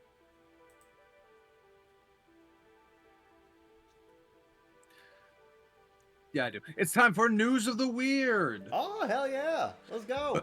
News of the Weird. Women sues Cold Stone Creamery over lack of pistachios and pistachio ice cream. Makes sense. Average white woman experience. That is something a white woman would do, yes. There is not enough pistachios I feel in like this pistachio ice cream. I'm going to sue! I feel like it's a pretty reasonable assumption that your pistachio ice cream would include pistachios. Oh, yes. I understand. Is it worth suing over, though? Quote, when consumers purchase pistachio ice cream, they expect pistachios, not a concoction of processed ingredients, Duncan's lawsuit reads. Is it nuts to assume a scoop of pistachio ice cream should contain actual pistachios? Thanks, NBC News. God. That was great. Yeah. Or how about real butter in a dish of butter pecan? Such weighty questions about a favorite summertime confection could soon be decided by the courts. A federal judge in New York has given the go-ahead on a Long Island woman's class action lawsuit that claims consumers are being duped by Cold Stone Creamery when purchasing certain flavors that, quote, do not contain their represented ingredients. According to her lawsuit, Duncan reasonably believed that pistachio ice cream she purchased from defendant contained pistachio. Duncan later learned after reading the company website that there were no pistachios, a member of the cashew family, in the frozen dairy product, but rather pistachio flavoring, defined as a mixture of water, ethanol, propylene glycol, natural and artificial flavor, yellow 5, and blue 1, according to the lawsuit. That makes green 6, propylene. Wait. There's propylene glycol in that? Yeah. That's what they poisoned Austrian wine with. I remember that video.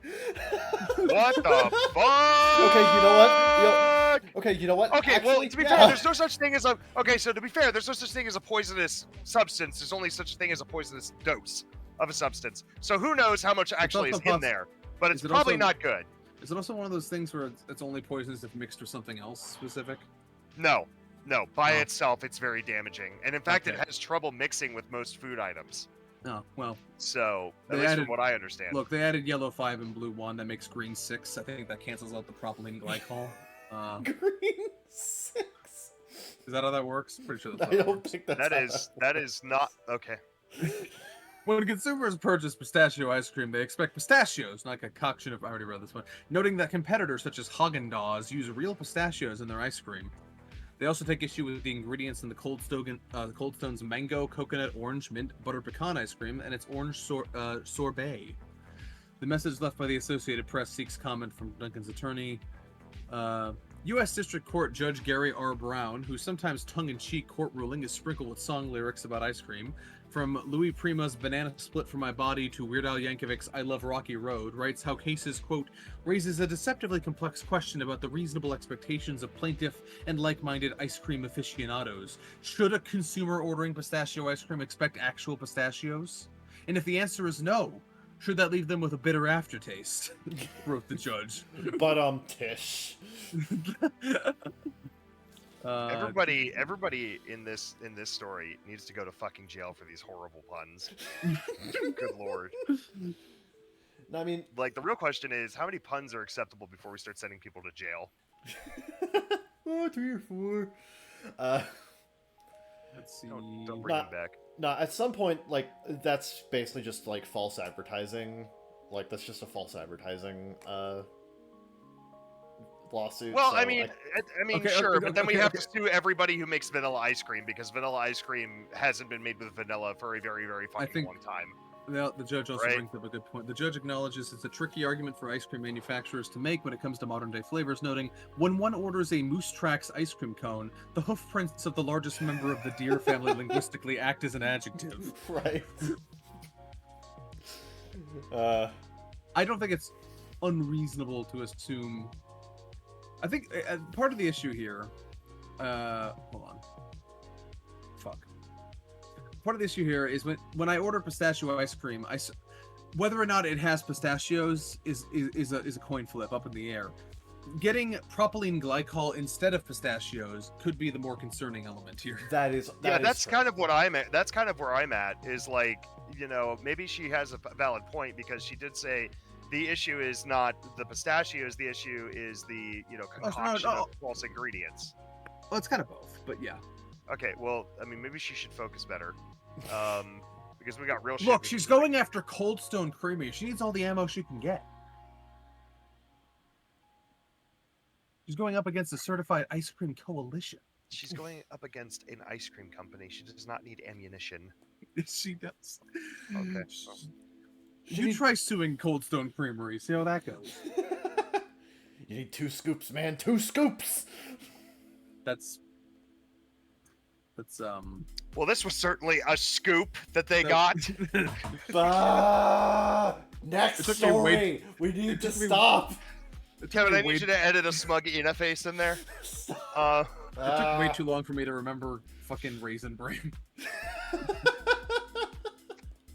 To be fair, do you eat Raisin Brain? No, No. I'm not 72. In other news, world's dumbest criminal? Woman calls police on herself as she tries to steal car. Look at this auto-generated video on my face. When people want to steal something, you'd think it would be common sense to want to keep your plans under wraps to prevent being caught. But one woman decided to do the opposite after calling the police on herself while attempting to steal a car. On Friday, May 31st, Florida woman, of course, Christy Turman was reported. Florida. Christy Turman was reportedly in the process of stealing a car from a car yard. She had broken into a car dealership with the intent to take one of the vehicles on display, but during the act, she decided to thwart her own plan when she called the police on herself. A bold strategy. Lee County Sheriff's Office said their night Excellent gambit, sir. Lee County Sheriff's Office says their night took a bizarre twist when they fielded the call, saying Turman had called believing that if she alerted authorities to what she was doing, then it would be legal.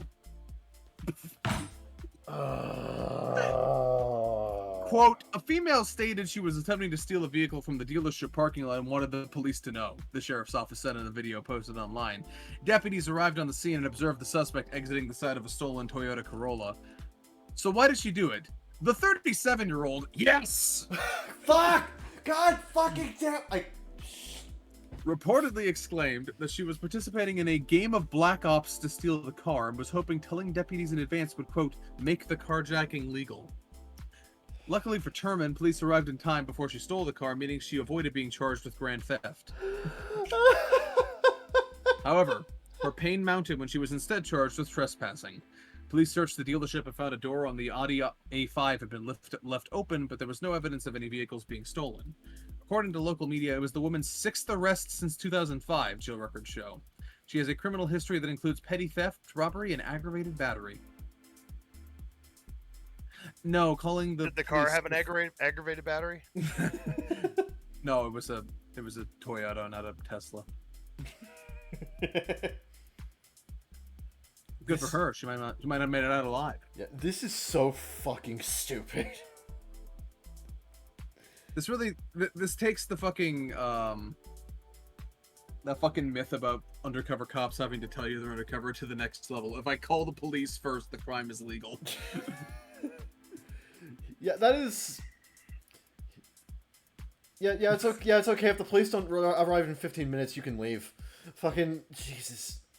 Are you sure? Are we sure they meant to type 37 and not 3.7?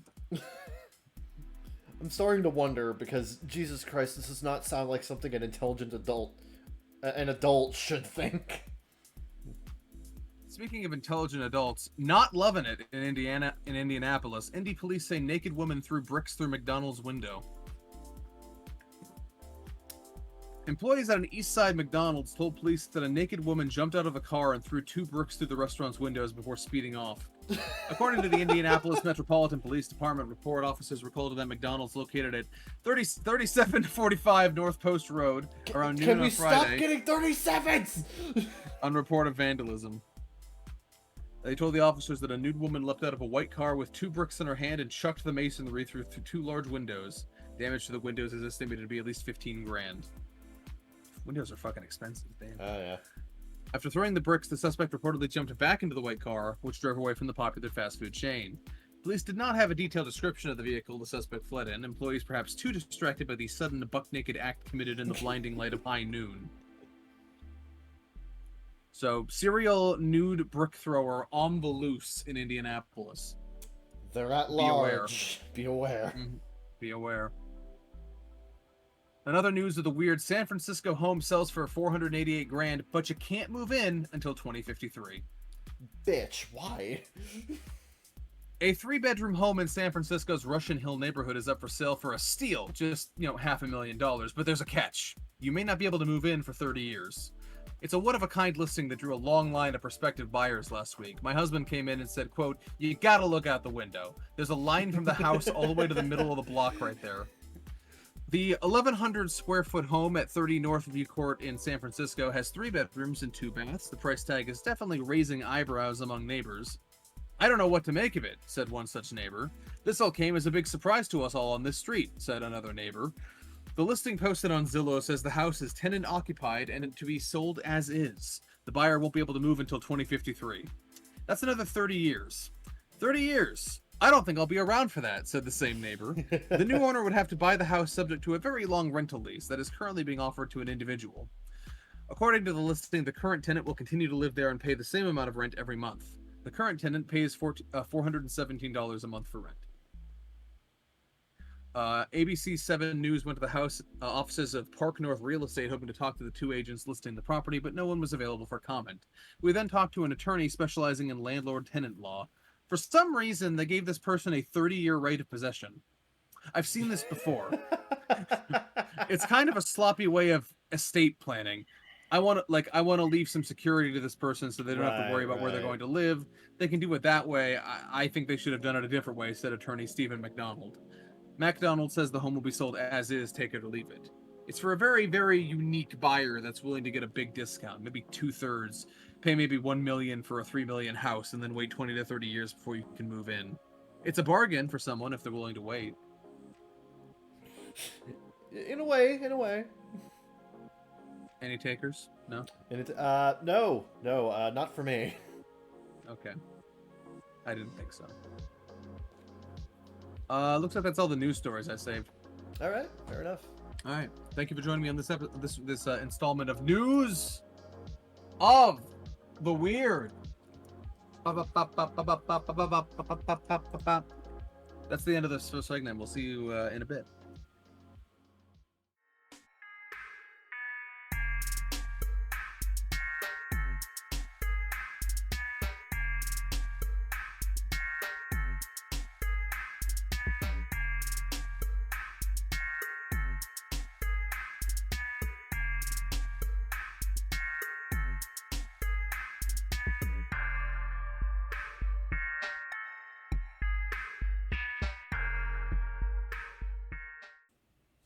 Hi, welcome to segment number 2. I'm Zeke Freak. Feature historians may know me as the founder and host of the Baka Gaijin the creator of the Killer Connect franchise, wildly successful, and the man who finally eradicated the mosquitoes from the earth. Oh, finally. Jesus Christ. Yeah. About damn time. I'm working on it. Future me is on it. Yeah. But when that day in comes, this moment, we shall all rejoice. But for now, we're stuck reacting to Reddit posts. Yeah, as it be. A fate better than death. I would rather read Reddit posts than die. That's true. Many of these can be funny. Yeah. What if you were like in what if you were like a prisoner, but they told you you could reduce your sentence if you reacted to like 100 Reddit posts a day? Okay. 100 a day? Yes. Warden's a real stickler. We're talking big discount. We're talking like 20 years off. Pull the trigger, Piglet. I have a limit. That's what we're in for. Time for the Reddit dive. All right. Am I the asshole for not pretending my girlfriend's plushies are real? Oh God, no. Well, the plushies are clearly real. Yeah, I think right the there. question is more, are they alive? Yeah. That's probably more what you meant. Anyway, my M27 girlfriend F27 has lots of plushies, about 30. Every morning she arranges them on her bed, and every night they go from bed to the couch, still neatly arranged. One morning she asked me to put the plushies on the bed and got upset when I didn't arrange them properly. I asked her what the big deal was since they're going to be back on the couch at night anyway, and she got upset because she wants them to be comfortable. Every now and again when we're watching TV or something, she'll ask me to hold a plushie because they need attention. I'm fine with all this and used to do so thinking it was cute, but it's gotten to a point where she needs me to talk to them. She'll pick up a plushie and pretend it's talking to me and expect me to play along. I'm not into it, and I mostly just ignore this, but recently she got annoyed at me. She asked me why I don't care about them or talk to them, and I said, "You understand they're not real, right?" And she got extremely upset and yelled at me for being mean and not taking her seriously. Things to note. She's very stable, she has a good job and is a homeowner, and some of the plushies have sentimental value. She's had them for decades, and some are just random ones she picked up from Target or whatever. Am I the asshole? No. No. So, like... You are never the asshole for refusing to feed into someone's delusions or fantasies. Yeah, I'm so, sorry. Yeah, so my whole thing here is that, like, if it was just a little thing that she wants to do to, like, you know, have a fun little, like, roleplay thing with you, that's fine, but she's very clearly... Hey, roleplay is very good for relationships. Yeah. See, that's fine, but, like, this is kind of edging into different territory, and if you don't feel comfortable with playing into this and with like humoring her on this, I think you're incompatible. Yeah. So like, I think she could do better. Like if you're not, do a lot but worse. here's some advice. Here's some advice, buddy. Break it off. But before you do, call a TLC executive because they're gonna want her on TV. Now you're talking. You can make a pretty penny. Always be hustling. Today on My Strange Addiction. That's literally the show, yeah. Yeah. Literally be the show she would be chosen Yeah. for. Yeah. Yeah, I only give the best advice You here. little plushies. Woo. I'm gonna go with no assholes here. Yeah, sure. Yeah. Except maybe the TLC executive who profits off of this. Yeah, but inevitable. The inevitable TLC executive who will absolutely visit them. Yeah. No assholes here except for any potential TLC executives that get involved. Okay, next post. Shit, there was a bunch of fucking shit before that. This one for Kevin, maybe. Yes. If I can make enough clicks really fast. Sorry, I'm not a StarCraft pro. Here you go. There we go. Okay. Am I the asshole for telling my girlfriend's nephew he wasn't going to the NBA? Oh wasn't shit! Gohan. That stands for the Nebraska brisket Achilles. What? What? Yeah. Yeah. My girlfriend's Did you nephew. just have a stroke? Never. My blood flow is both That's right. optimal and I forgot you're refined. asexual. You don't stroke. Anyway, That is a myth. It's myth. Oh, I didn't need to know that. I masturbate just to different ideas. Anyway. Do you like have like the Communist Manifesto up in front of your screen or some shit? What do you mean different ideas? I'm very confused. Do you just have a picture of Karl Marx and you're like, yeah, socialism? Like, I'm very confused. The version of me in your head sounds like a fun guy. I would like to get to know him. Kevin, read this fucking post. Okay. Woof. Oh, Okay, God. my girlfriend's nephew, who is a freshman in high school, joined my son and I. I don't believe you have a girlfriend, Nikki. a. Just becomes Muna. Anyway, go ahead. I watched him almost get beat at b-ball by a 5th grader wearing one shoe. Why did you skip so many lines? What? You skipped the entire fucking second half of the first sentence. No, I didn't. I said my girlfriend's. Yes, I said my girlfriend's nephew, who is a freshman in high school. And then joined he my son at the park. interrupted you, so no one heard it. Oh, okay. My girlfriend's nephew, who is a freshman in high school, joined my son and I Yeah, blame the at third the seat. park. Go ahead. Stop interrupting him! This is not a long post! At the park, I watched him almost get beat at b-ball by a 5th grader wearing one shoe. B-ball! Anyway, go ahead. One shoe! One shoe? That's 3 less than the dreaded roll 3 shoe attack! The only reason he didn't win was because he cheated on. No, he did win! Oh, Read the sorry, post! right, I'm getting very distracted here. The only reason he did win was because he cheated on game point multiple times. Afterwards, he started bragging about how he was going to the NBA, and I told him that wasn't going to happen. He asked why I was hating, and I explained that at his age, size, passion for the game, and skill level, it just wasn't going to happen. The kid can't even dribble the ball without double dribbling, has never played on a team, doesn't even own a basketball, and is a freshman in high school.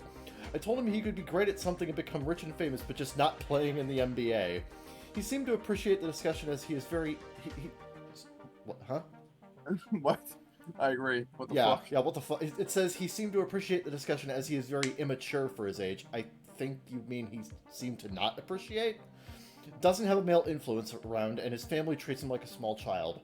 The next day, his mother called me up and was very angry. I told her we were just 2 dudes shooting the shit at the park, and if that was an issue, to not send him to my house anymore. Look, man, This is how guys find those dreams are that mom's dreams too. Like, those dreams are that mom's dreams too. You just insulted her. Yeah, this dreams, fucking too. cheating piece of shit who doesn't even own a basketball and can't dribble without double dribbling, he's gonna be a star. Look, he'll be terrible at basketball. He would be a great League of Legends player with all that shit. Anyway, so don't sell. He could still be a famous streamer. I think you are the asshole. This is how men find Andrew Tate. That's true. Jesus Christ. I can't even disagree with that statement. He's not even wrong. Fuck. I mean, like, realistically, you are correct. I don't... Yeah, like, But, yeah. you know. So, like, I don't know. It depends. Like, look, maybe that dream is all that kid's got keeping him going to the fucking court or whatever, you know. And Sure, maybe but he's got to take it more seriously at that point. Then. Yeah. Well, yeah, I mean, that's what I would tell him is, like, if you want to make it to the NBA, here's what you got to do. You got to get on a team. You got to practice dribbling. You got to do all this other Number stuff. You're not one, step 1, stop Yeah. cheating. Step 2, buy a basketball. Right. Step 1, stop cheating. Step 2, get good. Like, that's Yeah. how you get to the NBA. Step 3, be tall. Step 4, be a minority. I mean, what? I'm just kidding. Step 5, Nah, have for- rich parents. No, honestly, well, I mean, yeah, because like playing college ball is almost necessary. But if you get good enough by the time you're in high school, like you'll get a college scholarship to go. Like basketball scholarships, like are insane. Oh yeah. So But I like if can't- you're good enough to bolster a team's like if you're good enough to bolster a team's like front line or even backup line, Sure. for a college, they will just straight up pay for the whole experience. Like this guy, in college. sure, this guy he crushed this kid's dream, but also this is a kid who cheats, double dribbles, never played for a team, does not even own a basketball. So maybe his dreams deserve to get knocked down a peg or two. Maybe. Yeah, just but a that's bit. what I was just saying. I just would have told him you're never gonna make it to the NBA. I would have told him you're not gonna make it to the NBA unless Yeah, you cut that shit out. sure. Yeah, but like. Well, this is a hasty recap. I don't know exactly how the conversation went down. Yeah. I just kind of have issues with the wording there. Don't kill the And al- kids' dreams, but And at also, the same time, as a may or may not be a typo, but I can only go by what's written. He seemed to appreciate the discussion, despite being very immature for his age. So, in that regard, I think he took it well. okay, well that's fair enough then. Not the asshole. Yeah. Maybe he was just happy that somebody actually like talked to him about it because like I said, it seems like his parents treat him No, like a I'm little kid. I'm or pretty sure something. I'm pretty sure it's a typo, but I'm treating it as reality because that's how this works. It's a lot easier. Okay, is that the game? That's the game we're playing. Well, we've said before we can only judge based on what's written. So if he wrote incorrectly, that's what I have to judge on. It's true. Anyway, not the asshole. Gotcha there, bitch. Hey. Fuck. I guess not the asshole. Whatever. Yeah. Yeah, no, I mean, yeah. I'm just saying, I would don't be surprised if he listens to certain podcasts in the future. Not ours, but other ones. Sarah, can you read? Yeah, I can read. Okay. I need to break from this art anyway. I've been doodling in the background anyway. Oh, okay. Yeah, 1 sec. Making good progress though. Oh, that's good to Finally. hear. Got a bunch of shit figured out on this piece. I should have it done by tomorrow. Throw me something. Throw me something. It's been a couple months. It's true. Damn. So Waiting, Alice. I can One of tell these you're days. pretty far down on my DM list. Yeah. There you go. There you go. All right. That was well brought up. Too bad I wasn't. Am I the asshole for not giving my ex-wife $25 for a purchase my son accidentally made? I recently bought my 13-year-old son a Fortnite gift card. Asshole. Now go on. That didn't take long. I mean, I agree. Apparently, when he was redeeming the card, he accidentally purchased $25 worth Oh of the game's sure. credits. Oh They're sure. called- Accidentally. They're on the internet. These are called V-Bucks, sir. Anyway, using his mother's debit card, which is saved on his computer for whatever reason. I didn't find out about it until she texted me about 2 hours after the incident, explaining what had happened and that I now owe her $25, which, by the way, she wanted me to immediately Venmo to her. I replied with a few laughing emojis, which maybe I shouldn't have. Yeah. Maybe not. And said there was no way I was responsible for him making a purchase on her debit card. She insisted it's my fault and I should pay up. Am I the asshole if I don't pay her $25? Guys, I really appreciate all the replies, especially from people that were just obvious trolls with their own issues. That's nice. I'm very appreciative of folks who have said you're the asshole, even though I may not think I am. Your perspective helps me grow. Like, I don't know, like, all you did was buy the kid a gift card, and he's the one who fucked up, and his mom's the one that like allowed her credit card to be accessible on that computer. Like, Yeah. this feels like the mom's fault, not yours. Co-parenting is complicated. Yeah. The I'm not problem. going to Yeah. pretend to be an expert. Honestly, the bigger problem here is that if you're trying to redeem I know how this works on Fortnite because unfortunately I've played it. Sure. If you're trying to redeem a gift card, it is a pain in the ass to actually like get to the place where you're supposed to redeem it. It is much easier to just go to the store and click purchase V-Bucks. So that was probably just an honest mistake on the kid's part. You think so? Yeah. You think? I cannot imagine. So I have not played Fork Knife. I cannot imagine a menu so poorly designed that that's an easy mistake to make. Zeke, Epic Games has literally been sued because of how poorly designed and predatory their menu is. I can't put my brain into the mind of a dumb person for that. Yeah, no. I'm gonna say not the asshole. Like, I don't know. I'm gonna say not the asshole on this one. I don't think you are necessarily directly responsible for this. I feel like more precautions should have been made by the mother. Yeah, probably. I think the only reason people are saying you're the asshole is because he sent the fucking laughing emojis. to be fair. That was a bit of a dick move, but like... Yeah. Well, Reddit thinks everyone sucks. What do you think? Nah. I think this is on the mom. I'm sorry. I think yeah. she just. I think literally here's the thought process. She realized the $25 purchase had been made, and then realized that the dad had like purchased something for the kid, and so she was like, he wouldn't have bought that without the dad doing a nice thing that's completely not his fault, and so I have an out to blame him. Yeah. Essentially. Yeah. Like, it's literally just extrapolating bullshit. This is just she's just inventing like a reason to blame him for at this point. Yeah, that's the vibe that I get, so I'm gonna say not the asshole. Fair. Same. Let's see here. Okay. Am I the asshole for telling an elderly coworker you can fuck yourself after she told me my swimwear was not appropriate for the trip? I, 26F, work for an amazing small engineering company, but I've always had an issue with a woman named Cheryl. Cheryl is a holdover office manager from the current owner's dad, from when the current owner's dad founded the company, and the company is her queendom. I actually feel very sorry for her because she's divorced, her kids don't speak with her, and I think the company is the only thing she has going on in her life. She's like a grandma to the current owner, but has admitted that he can't wait until she retires because she is overbearing with him too. The company had an amazing year, and our owner decided we were essentially going to shut down for the month of June, and he was going to host an optional retreat in Mexico where he would pay for all food, drinks, and accommodations, but we had to pay for our plane tickets.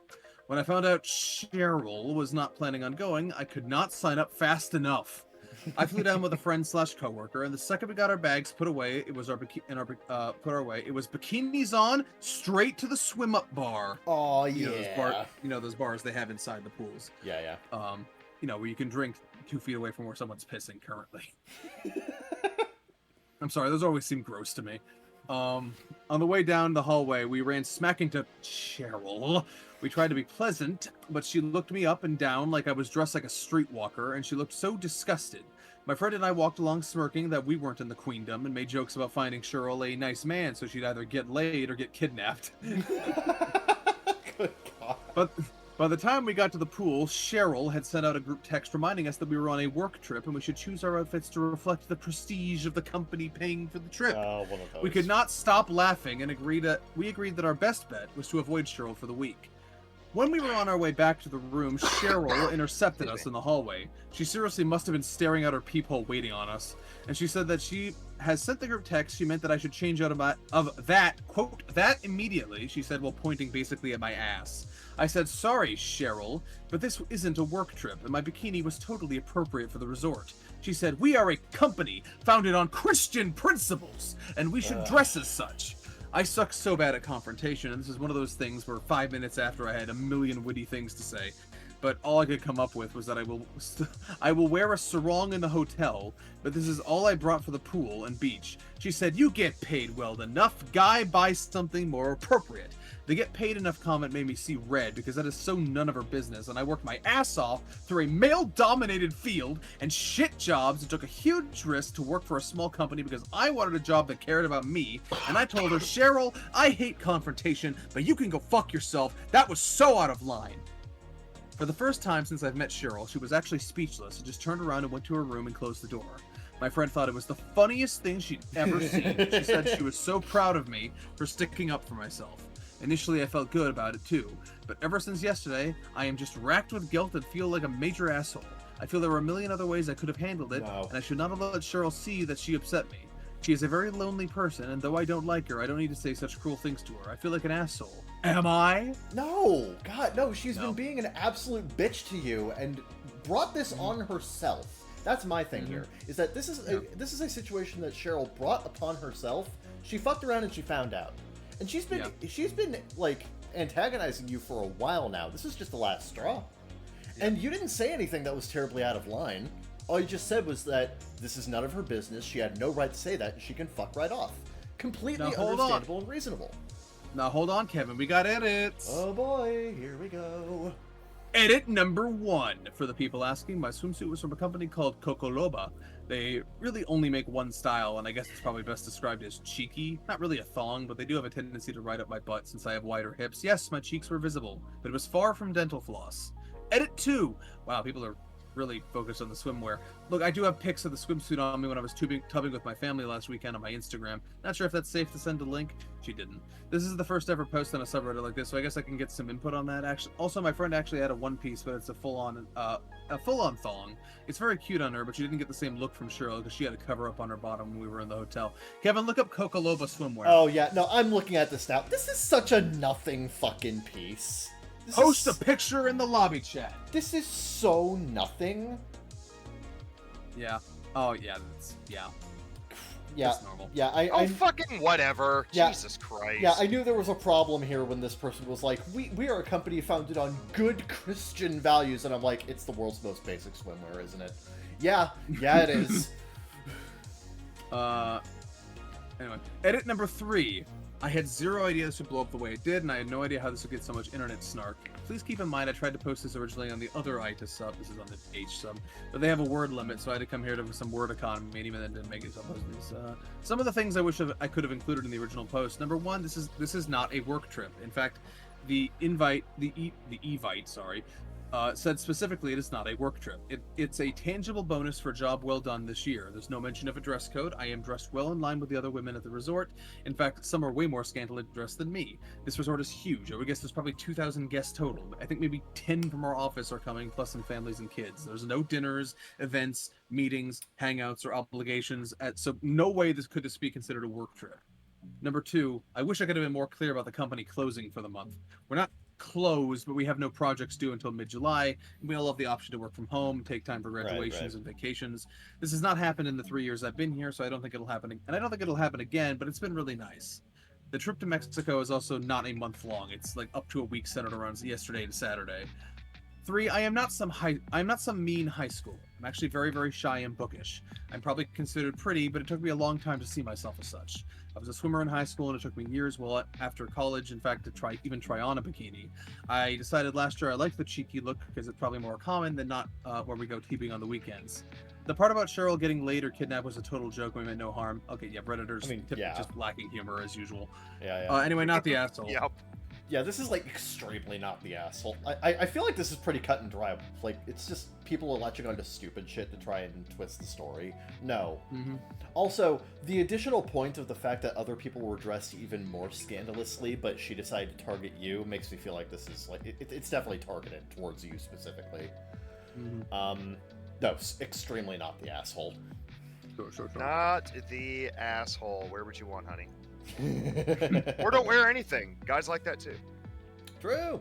Sure, you'll get a lot of guys seeing it. Also, again, maybe don't go out with them though. Also, again, this swimsuit is the most basic ass fucking bikini imaginable. Yeah. Kevin, read this one with your mind and your mouth and your organs. Yep. Am I the asshole for telling my boyfriend if he doesn't want to have sex with me, then we need to break up? Oh, she got needs. She got needs. My boyfriend, M26, and I, F21, have been dating for a year or so, just a bit more. Our entire relationship has been very good, and I love him so much. This issue has started within the last 4 months. During the beginning of our relationship, our sex life was great. The sex was good, the amount we had it, all that. I genuinely never foresaw this becoming a problem. However, around the beginning of February, my boyfriend got really sick with what I think was COVID, but he never tested for it. He's fine now, but at the time he probably lost 10 pounds just from the amount he was throwing up. He was sick for weeks. Obviously, during that time we never had sex, but we've literally never had sex again since then. Even on our 1-year anniversary, which was in March, he was better, but no sex. Amazing dinner, so much fun afterwards, but literally 0 sex. I was slightly confused, but I let it go. After that, every single time I tried to initiate with him, he rejected me. At first, it was a gentle rejection that didn't hurt me too much, and then it became stop, not right now, with 0 effort or communication as to why. I haven't physically changed since the beginning of our relationship. He always told me how attractive I am, and I never had any issues before him. I don't think it's me, but I don't know. It's hard not to think it's me after literally months of rejection. He also doesn't even try with me anymore. He still kisses me, even makes out with me, but he will never ever go further. I've tried so hard to ask him why, ask him if he's okay, but... Hold on, I need water.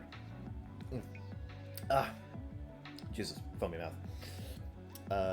I've tried to offer other kinds of things besides sex, but he doesn't want that either.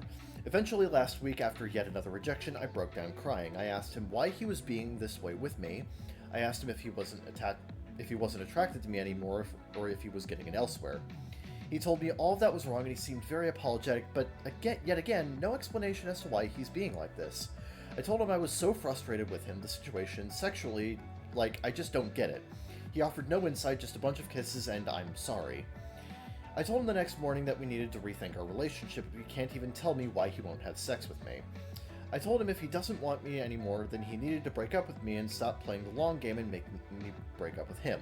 He was so offended and honestly angry with me. He ended up calling me unfair and immature and slammed the door on his way out.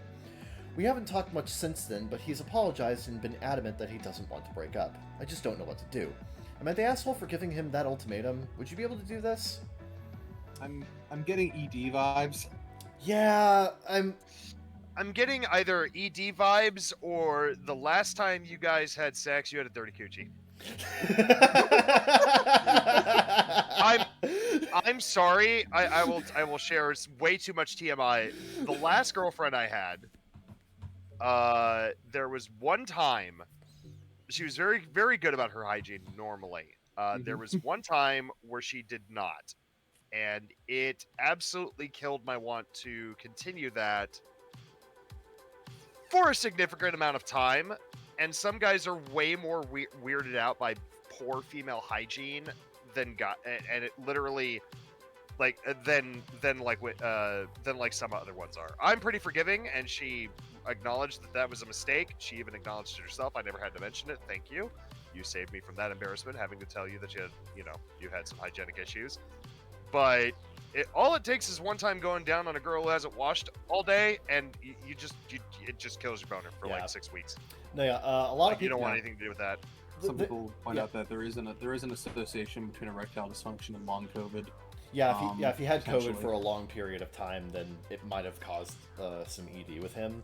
But as other people are saying, this is not an issue of he's not having sex with you. This is an issue of he's not talking to you. Yeah, the lack of communication is my issue here. Yeah. Maybe he's just embarrassed, or he is, like, insecure about the whole thing, but he needs to communicate that better with you, and... But is she the asshole for telling him this? This ultimatum? I think she has no clue what's going on. Yeah. Because he won't talk to her, right? And I think that's the more concerning part. I don't think so. Like, No. if the relationship's gonna Yeah, just 'cause, go like- cold because he won't talk. Yeah, Like, I'm gonna what's go- the relationship? Where's the relationship in general? I'm gonna go info just because I don't... Whatever his deal is changes my outlook on the situation dramatically, but I don't know it, so I'm gonna go info here. fair enough, I think.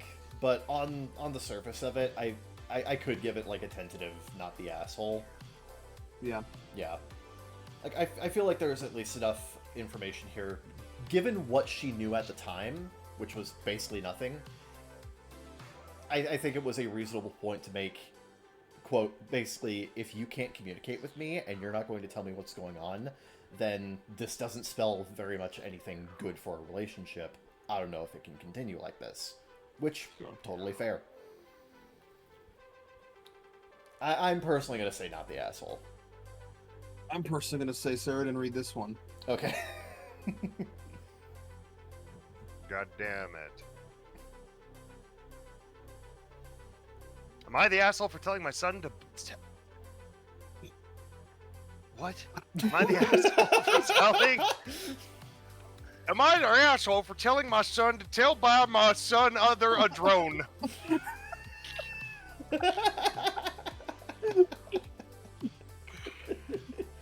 Great start. Boy, Jebediah found the internet. My 9-year-old son worships my 17-year-old son. I'm doing it in this voice.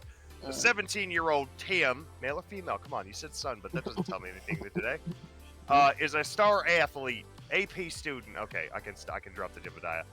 Lots of friends, pretty girlfriend, funny, kind, and loves cats. My 9-year-old Justin is not as confident, and he's 9 and wants to be like Justin in every way and get his. Why is your 9-year-old concerned with girlfriends? Every way and get his approval, especially when Tim has his friends over or girlfriend over. Tim is mostly tolerant of it. Justin wanted to get a $250 drone, and I suggested he do a lemonade soda stand. I bought the supplies, and he did the rest. Most of the people who bought the stuff from him because he was a cute kid, he made a lot of money off of Tim's friends. After making $130 over a week, I told him I'd pay for the rest of the drone. He said he didn't want the drone anymore. He wanted to hold on to the cash. I said, okay. Yesterday, Justin asked if he could do another stand because he changed his mind and did want the drone. I said, sure, but I'd still pay half, so maybe you can start earning money for something different. He said he only had $30 left. He only have $30 left, excuse me. I asked how the fuck... You said just to a 9-year-old. How the fuck did you spend $100 in cash in 1 week? Do you know how many cattle that could buy? I bought 1 gallon of gas. Like, God damn it. I would know. How the fuck did you spend? This has to be a country family. No other dad looks at their son and says, how the fuck did you spend $100 in 1 week? I would know. He said he gave it to Tim. I asked why. He shrugged and said because he loves him. I asked him about it, and he said that Justin gave him money, and he said he could use it in case he needed it. Okay, fair enough. I told Tim that Justin was trying to buy your attention, impress you, and get validation. Fair enough. He said he spent it on wireless speakers. I said, well, you shouldn't have accepted it. Now you're going to buy him the drone that he can't buy because you took his money. He said that wasn't fair, and he shouldn't have to repay a gift. I told him too bad.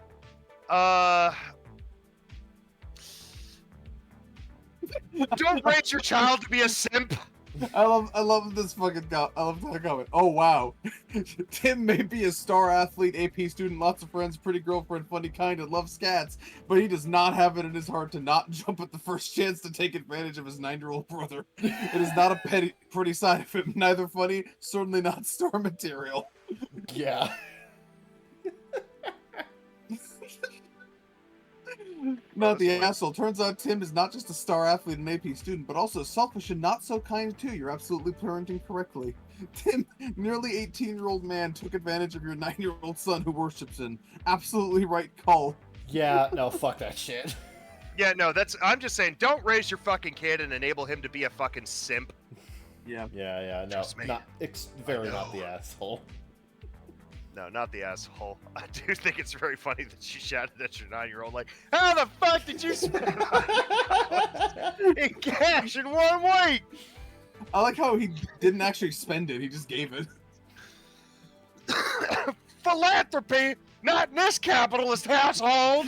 This is a red state. We don't believe in any of that nonsense. Get out of my house, you commie. Actually, statistically, red states have more $30, but anyway. I didn't realize we got the B-17 bummer guy in the show. B-17 bummer. That was really close. That was weirdly close. Great impression. My mother was on the radio. Anyway. I hope she sounded better than that.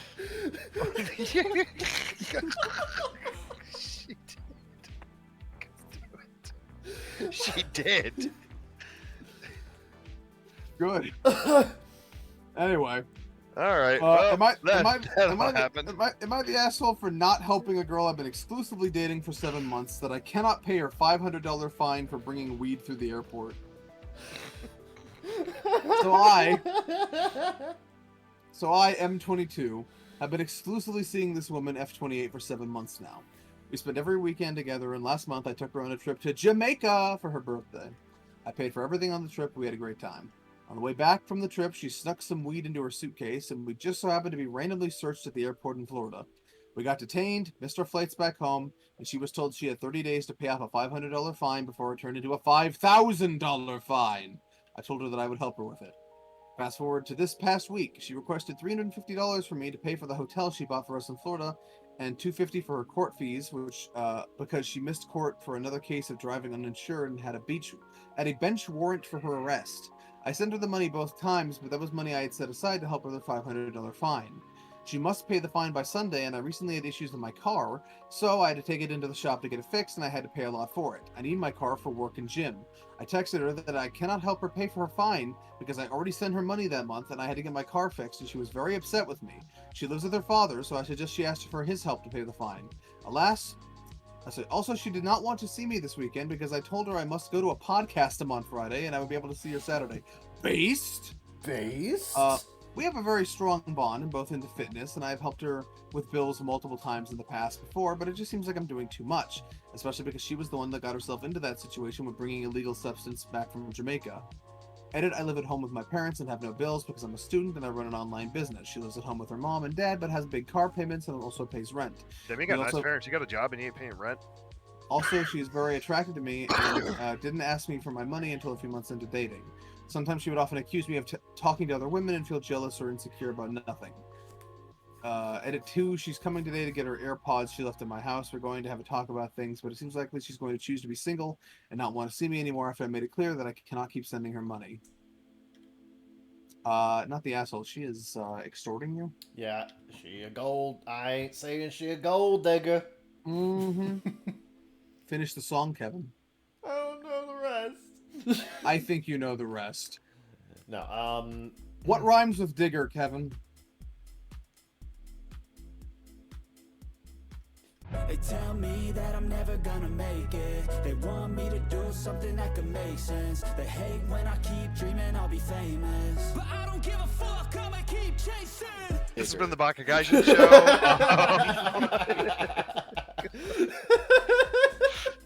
Jesus Christ. Honestly, it'd be really. Honestly, you know, I'm gonna put. Yeah, okay, I got an idea. No, Fine. Not the asshole. not the asshole. No. No. She owns AirPods, first of all. Right. Right, she could sell them bitches and already pay off half of it. Come on. Exactly. I just meant that. No, I just meant she buys Apple, so she's a bad person. That's all. Also true. Yeah, I'm just saying. You see, you could take her on a trip to Jamaica. This seems like a gold digging situation. Is what I'm saying. It does. Yes, absolutely. Not the asshole. Kevin, this one here. All right. Okay. Am I the asshole for telling my boyfriend I don't want to watch his videos? Oh no! Oh no! Am I the asshole for getting annoyed when my boyfriend wants me to watch his videos? My 32F boyfriend, 35M, and I have been together for almost a year. A lot of relationships around the year mark today. We both have different tastes in videos and things we watch on our phones or do in our free time. My boyfriend loves professional sports and watching YouTube recaps of certain players or things like that. It is not my thing, but sometimes I'll humor him and watch a few minutes. Multiple times a week, he will put something on, like a YouTube video of some player's highlights or an Instagram reel, and tell me that I absolutely need to watch it. I've been in the middle of texting my sister, and he forces me to put my phone down and watch whatever it is he has on the television. Sometimes I just want to read a book or watch my own show on my phone, but he tells me I'm not showing any interest in his likes and hobbies. Some of these videos are like 20 plus minutes long. I've told him many times that I do not like being forced to watch videos. I'm 100% okay with him watching them. I'm happy to put on my headphones and do my own thing. I'd be super happy to watch a show together, one that we're mutually interested in. I've said this to him multiple times. He gets mad to the point of yelling sometimes when I don't want to watch something he shoves in front of my face. I'm at this point where instantly when he starts putting his phone in my face, I get annoyed. This upsets him and makes him think I'm not interested in any of his hobbies. I have plenty of my own interests and hobbies, though I've never forced him to partake or watch anything. I once turned on The League because he told me I could pick a show. Within minutes, he got angry and said he refused to watch this quote preppy guy show. I don't know what the league is, so. Me neither. Since then, I have never made him watch anything. If he's not into it, I accept it and move on / pick something we'll both like. He keeps saying I'm being dramatic because I don't want to watch his videos, but it's just not how I want to spend my free time. I'm really starting to think I'm the asshole here. I think you should try to make him watch more of your videos. Get a taste of his own medicine. Yeah, see how you like it. It's like, nah, you gotta sit down and watch The League. I don't know what that is, but it sounds bad. You know what? Okay, well, I'm curious. What is The League? If this brings up League of Legends, okay, it doesn't. It's not. No. Okay, okay. Some friends who are all avid fantasy football fans try to balance their time between the league and their real lives. Okay, so it's like fucking fantasy football people, I guess? What? Like, wait, so she's interested in a show about guys no, doing... okay, no, she's not. She said, okay, so it sounds like from this description, he laid out some options and told her to pick, and she picked this one, and then he said, no, that's a preppy guy show. Right, yeah. It's adjacent to his interest, but he's not a fan of the league for some reason. Right, okay, I see what went on there, okay. Yeah. Whatever you're into, you should try forcing it on him to see how he feels about that. Yeah. Now, I'm gonna say not the asshole here. He's being very immature about the situation. Yeah, he just seems like an excitable guy, and he wants to share his hobbies with you. But if you're not feeling it, then there's no reason he should be forcing you on it or trying to guilt trip you into doing more of it. You know what I mean? Yeah. It seems she's made it pretty clear she's not interested. Yeah. And like, there's other shit that y'all can like bond over, but he's just. You clearly both like sports, right? Or sports-related media. No, I just said he laid out those options. I don't know. Yeah. She probably. Oh, picked okay. She probably picked the league because she thought he'd be interested in it. Yeah. Well, we don't know that, but yeah. That's what it's. Let me read this fucking thing again. I have plenty of my own interests and hobbies, though I've never forced him to partake or watch anything. I once turned on the league because he told me I could pick a show. Within minutes, he got angry and refused to watch this preppy guy show. Okay, right. Yeah. So what I think happened is he laid out a bunch of options. He was on YouTube recommended or whatever, and just said to pick something, and so she picked that one. She's not interested in that. It's just one of those situations where he said she could pick. Okay, all right. Still, Dom, I'm gonna lean on not the asshole here. Yeah. No, he's just being immature. Although when I glanced at the title, I don't really read these in advance. Usually, I just glance at them. I thought it was gonna be about a guy making his own videos. I didn't realize it was about this. Yeah. I thought it was just like, what, man? You don't want to see me and the boys do stupid shit?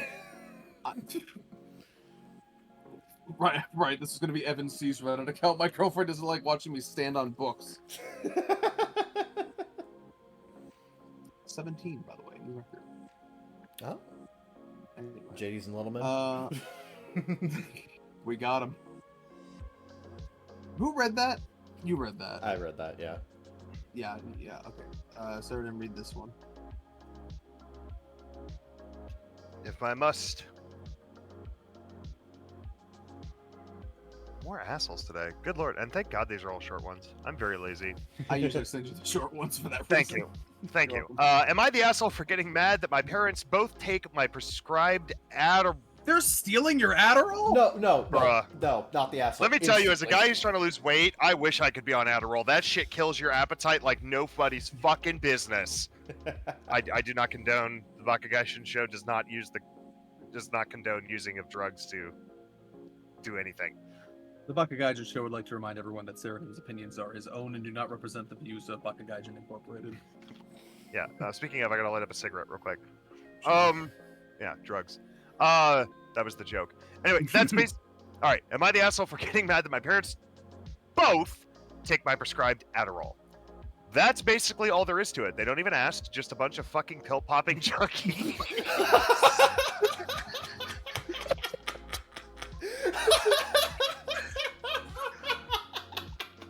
Right to the point. No bullshit. Wow! Being raised by addicts and fiends! I take it because it actually helps me focus and helps me with my school. They have no fucking reason to take it.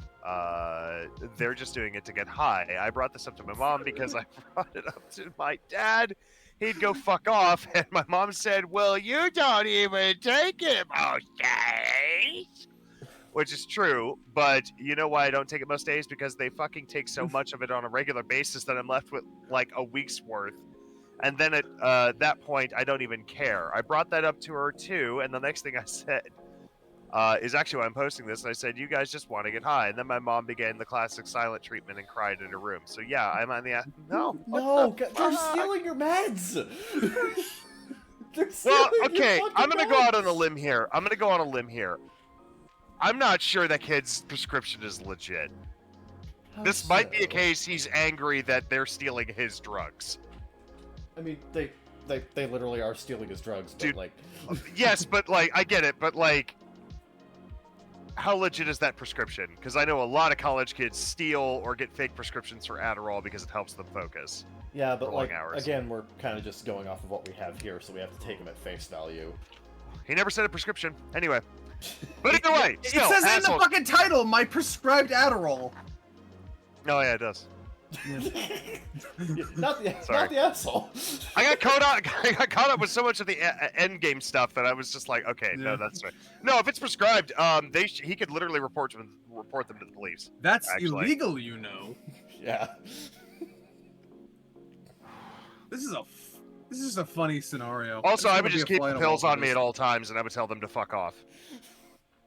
Like, I would keep if my parents were stealing my pills. Like, I had a sister who did that for a little bit Also, what- before we caught her, Yeah. and I'm I would just just like, what fucking losers are trying to get high off of Adderall? When I was on Adderall, all it did is was a turn me hell into of a moody stimulant, kid. my friend. It is a I hell of a was on- stimulant. There was a point in my middle school years I was on 4 pills a day, and all it did was make me a moody jackass. I hated it. Mm. Yeah, so that's because you actually had a legitimate reason to take it. People who don't have a legitimate reason to take it, it is like cocaine. I'm not even Oh. kidding. Interesting. That's what. Yeah, That's yeah. the reason that Adderall and all Ritalin variants, which is what Adderall basically is, it's a Ritalin Yeah. variant, Yeah. are highly controlled substances because you have to have a prescription, and they won't even do refills for you until your month is up, and a bunch of other shit. Because people Sure. do steal that shit, or people will sell it. They'll get a prescription for it. They won't take it because it's not a life critical medication, and they'll just fucking sell that shit to junkies. Because it is. Damn it! I could have been making bank. You could have been. You Fuck. would have. Yeah, you would have probably been caught and gone to jail, but No, I was a smarty. you have to tell me that. You had to Yeah. tell me that. I didn't immediately assume that. You had to tell me that. That should tell you something. Anyway, Yeah, then you're a jerk. I mean, no contest. No, I didn't know that. When I was on it, and I was on a lot of it for a short period until I stopped. Yeah, I was like, well, this makes me focus a tiny bit better, I guess, but it mostly just makes me feel like shit and moody. I didn't realize it had such a different effect for people who don't have ADHD. Yeah, no, if you don't have ADHD, pretty much any Ritalin variant is like a super stimulant. It's like cocaine. So, That's crazy. Yeah. Yep. Yeah, Which I is- haven't yep. told people. I've had a lot of people ask if they should go on it, and I always just tell them it could work for you, but for me, it literally just made me an unpleasant person. I usually recommend at least. I mean, try it, obviously, but like, if it's not helping you actually focus and you have behavioral problems with it, then stop. Yeah. Anyway, not the asshole in any case. Yes. Got some Tifus here.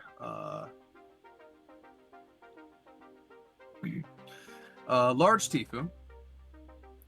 Obligatory. This actually happened yesterday, and this was posted 17 hours ago, so I'm assuming the day before yesterday. Today I fucked up by using too much garlic and making my roommate feel worse. Oh dear. I-19M. I-19M am an EE student. electrical engineering. Okay. Trying to get into the semiconductor field. Now, it's kind of hard to get into internships and design terms related to semiconductors, so I'm doing my research at my university over the summer. Because I, of course, need to live somewhere, I ended up rooming with my friend, whom we will call Jane. Fake name. Jane Fake Name is also doing research at my university. Now, I have a bit of a crush on Jane, not gonna lie. She's kind, sweet, wickedly smart, funny, etc. To the point where she will be graduating in a year, 3 years total, with an aerospace engineering degree, which is ungodly brutal, yet she still manages to be social and maintain a life. I have had this crush on her for maybe 2 years now, ever since we met, and when I decided to move in with her for the summer, I promised myself that I would keep things casual and as friends while we lived, so that I would not blow up in my housing situation. But at the end of the summer, in about a month, I would like to ask her out, and whatever she says, so be it. So, yesterday, I wanted to cook something nice for myself. I am Indian, so I love spicy and flavorful food. You know he's Indian because he spelled flavorful with a U. 2 years, actually. And truth be told, fast food, casual food, and campus food is bearable, but hot damn, do I miss my mom's cooking. You're Indian, but you said hot damn. Hot damn! One of the things Damn! I can see he's assimilating well. One of the things I bought at the grocery store was these cans of Indian curry sauce, where all you need to do is just add chicken, make rice. You got curry! Alas, I do not have any chicken. But Jane was making a grocery run, so I offered that if she bought a pack of chicken breasts, I would cook for the both of us. She was a bit skeptical. My roommate has a cat. Sorry, what?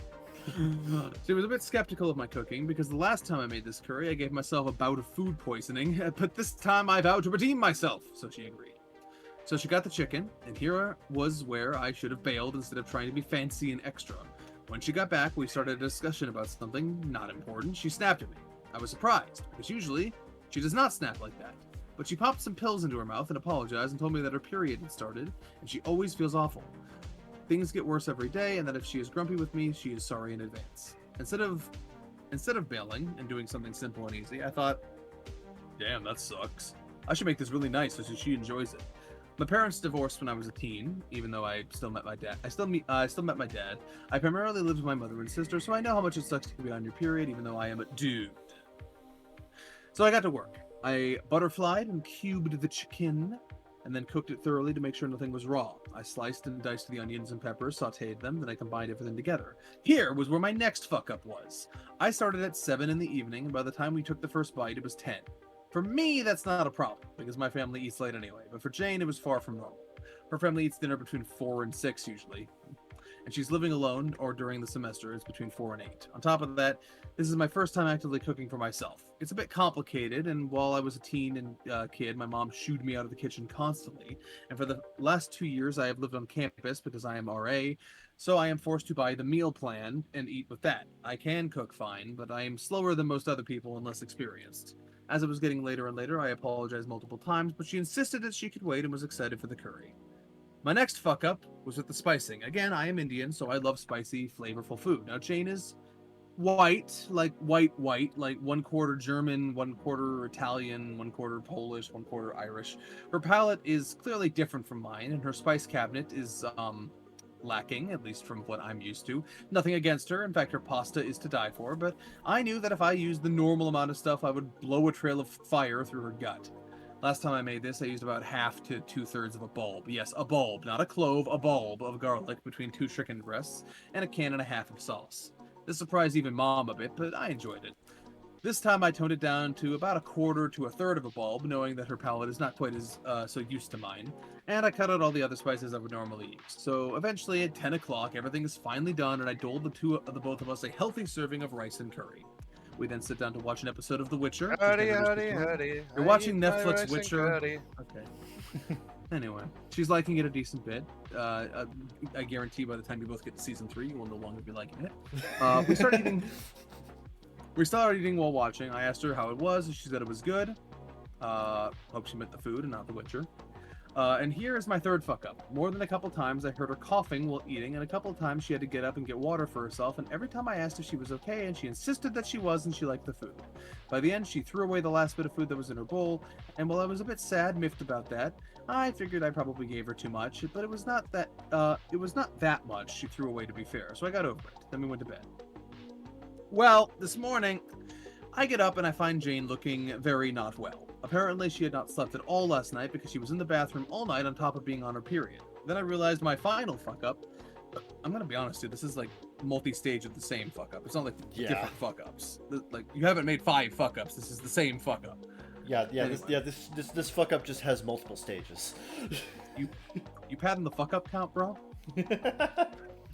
Which was that I after wish I had my having Grippos with me so I could do the chip eating sound as he always does. But... nice. I then You put realized 2 that cloves of garlic in the food. Hi-ya! Make Uncle Roger put his foot down. which was that after having the garlic, I doubled it by accident. How? What, how? Huh? How? How? Hi-ya! Thereby returning the amount back to my normal amount. This is because I fried garlic in oil while cooking the chicken and forgot about it because my family fried garlic in oil before we cooked anything pretty much ever, and then I explicitly put garlic in the peppers and onions. Normally I put all the garlic in the oil, Okay. but this time I put the halved amount in with the onions and peppers so I would not put in too much, but then I went on autopilot in the beginning. We both assumed that her period was causing it because I made sure to cook everything properly and I thought I had halved the garlic. We normally carpool to campus because we work in buildings that are right next to each other, but she was going to work remotely because she had not yet recovered and I took the bus. I was working in the lab on some mindless stuff when eventually it did click and I realized the cascades of fuck-ups I did. Again, one fuck-up. It's one. Eventually, she was rehydrated properly and ate some light stuff, but I get to tell her. On one hand, I'm pretty sure she thinks I gave her food poisoning because if you remember, I gave myself food poisoning the last time I made this. On the other hand, if I tell her I blew out her stomach with a ton of garlic, that's also not a good look. Like I said, I wanted/planned to ask her out at the end of the summer when I move out, but putting that aside, I feel extremely guilty that I basically made her feel extraordinarily worse in an attempt to do something nice. I really didn't mean to do this, but alas, my incompetence at the smallest of things strikes again. I don't even know if I should tell her or not, because either option makes me look bad and incompetent. Just fucking talk. Just talk to... Communicate, you fucking idiots! Hey, sorry about too much garlic. Won't happen again. I just kind of went on autopilot. I was. That's the hardest thing any human being would ever have to do. Motherfuckers really rather write Reddit post than make an apology. I mean, that's better for us, so... Yeah, we have so much not more lo- content. Keep not- fucking up, humanity. Keep fucking up. First off, that still only counts as one. Second, not a large Tifu. Only counts as one. Anyway. Not a large Tifu. Third, just fucking And my explain the axe. situation. Why don't you explain the situation to the wounded party and not to Reddit.com? Thanks. Yeah. I mean, also to Reddit.com, I need podcast material, but you know. Yeah. Right, we're supposed Okay, to if you want to talk about your multiple fuck-ups, your second fuck-up was not apologizing and writing this Reddit post, bro. Get it done. Get after it. Yeah. Chaser. Also, to the white woman, why so weak? Why so weak? Kevin, read this large Tifu. Okay. Ooh, a large one, you say? Well, the last one's supposed to be liar. Yeah, no. L that for was liar, more like. What's this one gonna be? Anyway. Today I fucked up by turning myself purple. What if you were purple? Oh my god. I just want to shout out that this guy's username is Very Tiny Bears. That's just nice. Okay, user Very Tiny Bears. What the fuck kind of Willy Wonka shit is this? So not only did this happen to me today, it is still currently happening to me as I type this. Oh, this one was fresh as of 3 days ago. Cut to me a few hours ago. It's midnight and I'm about to participate in the shower portion of my pre-bedtime ritual. Not being particularly tired, I decided to kill some time by doing a pre-shower makeup look. For the uninitiated, pre-shower makeup is exactly what it sounds like, a full face of makeup that you do right before showering and washing it all off, with the looks often being more extreme than what you'd ever typically wear. What? Who the fuck does this? What is this? What? Or just a look you want to try out without having to worry about having it on your face all day. I guess. I guess. I opted for a purple lip combo using a pen that clicks kind of like a mechanical pencil and a liquid lip cream in a tube that has a little... Or a pen that clicks like a pen. Yeah. Those also click. Yeah. And a liquid lip cream in a tube that has a little powder puff for application. I apply the clicky lipstick.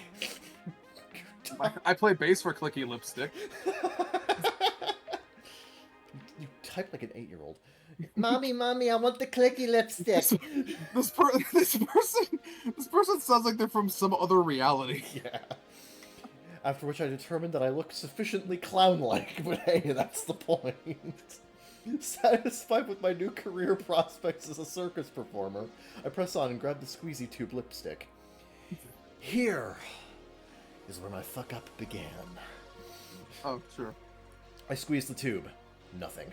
I squeeze harder, eyes fixated on the never-before-used puff. Still nothing. I continue to squeeze, my determination unyielding, until finally my concentration is broken by the sensation of roughly half the tube of purple lip cream plopping onto my hand. In my efforts, I had failed to notice that the bottom of the tube had burst and was slowly dispensing bright purple lip product onto my person.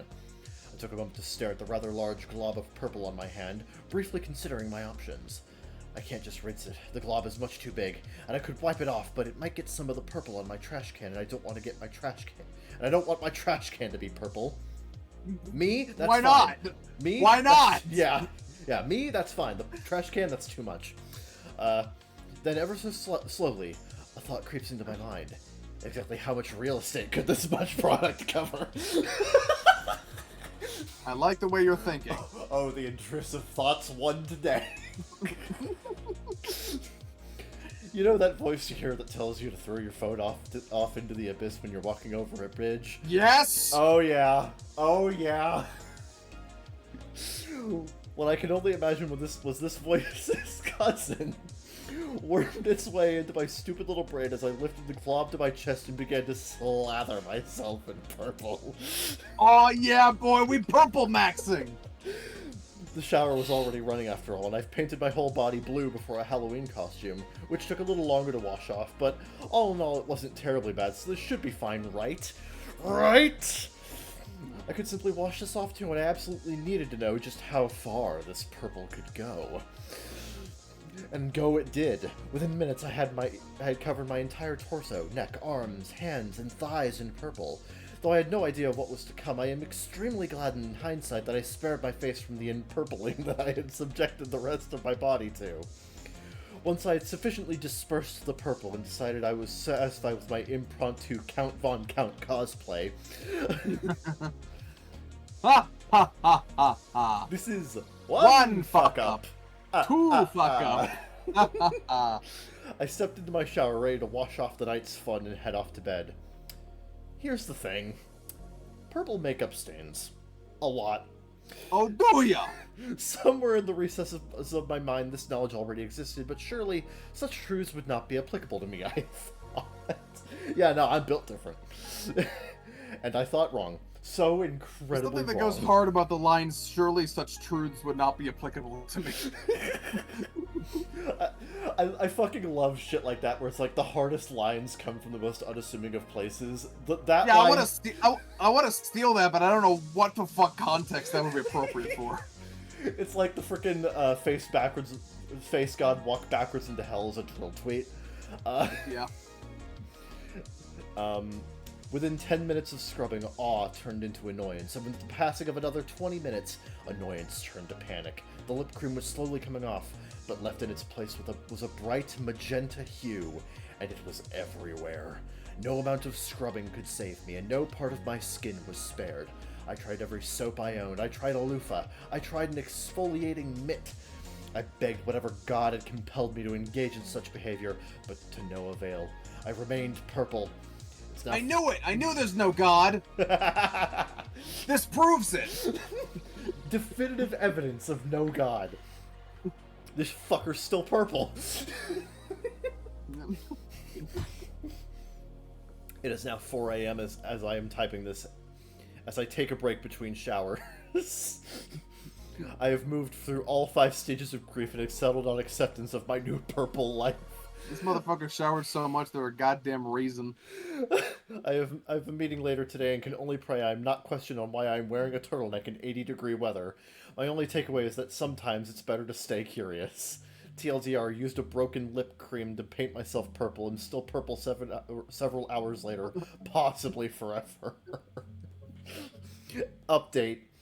After a rather unglamorous couple hours sitting in my shower covered in oil, I have successfully undone the empurpling of my body. I do owe my roommate some new olive oil, and I may never live this down, but my skin has never been softer. Much thanks to all the advice given. Here's hoping I will never need to implement it again. Oh. Oh, the intrusive thoughts won, and it is gloriously awful. Oh yes. Look, I get it. I understand. Sometimes you just have that stray thought, what if this happened? What if I did this? I still don't think it deserves the large, but I'll let it slide for the novelty factor. It's so goddamn entertaining and so fucking funny that I'll give it to her. I'll give it to her. Sure. Just from how fucking funny it was. Indeed. You know, I am absolutely locking that one line into my head. Surely such truths are not applicable to me. Yeah. God, you're gonna find a way to work that into a fucking... You're gonna find a way to work that into one of your stories, and I'm just gonna be putting like, "Hey, Yo. It's time for the lightning round. woohoo!" This is my favorite part. This is where we go to our unpopular opinion, find some popular opinions that may be unpopular or popular. I'm not sure. I had a rhythm going, but then I lost it. We may agree, we may disagree. Let's get into it. Oh yeah. I'm really upset. I had a rhythm going. No, I don't.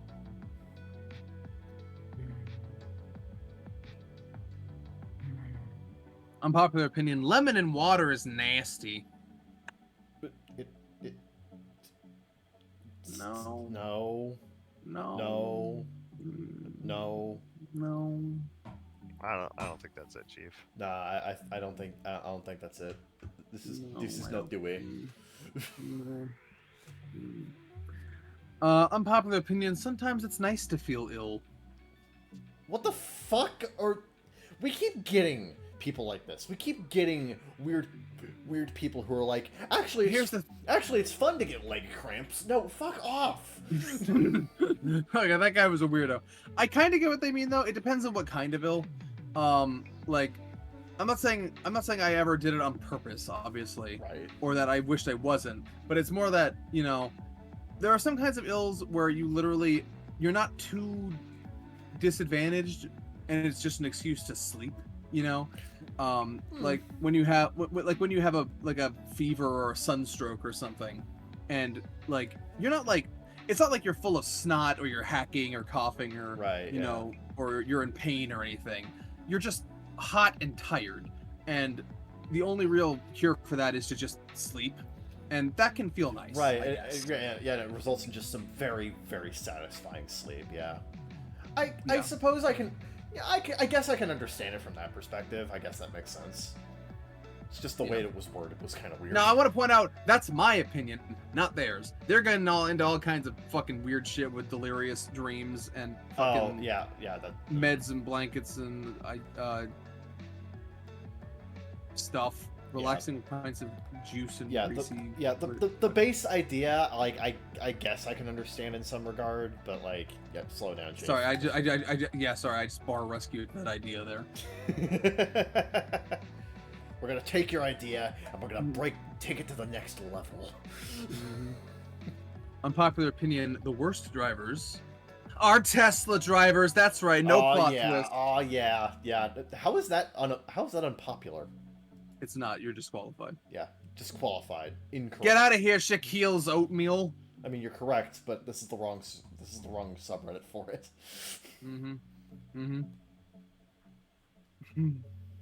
Anyway, Tesla drivers don't drive. That's Yeah, also they sleep. true. They just sleep. Well, it's not even a deniable statement. They are number one for accidents in the country. to be fair, Oh, yeah, they're yeah. driving time bombs, so it doesn't help. Yeah. Certainly. No.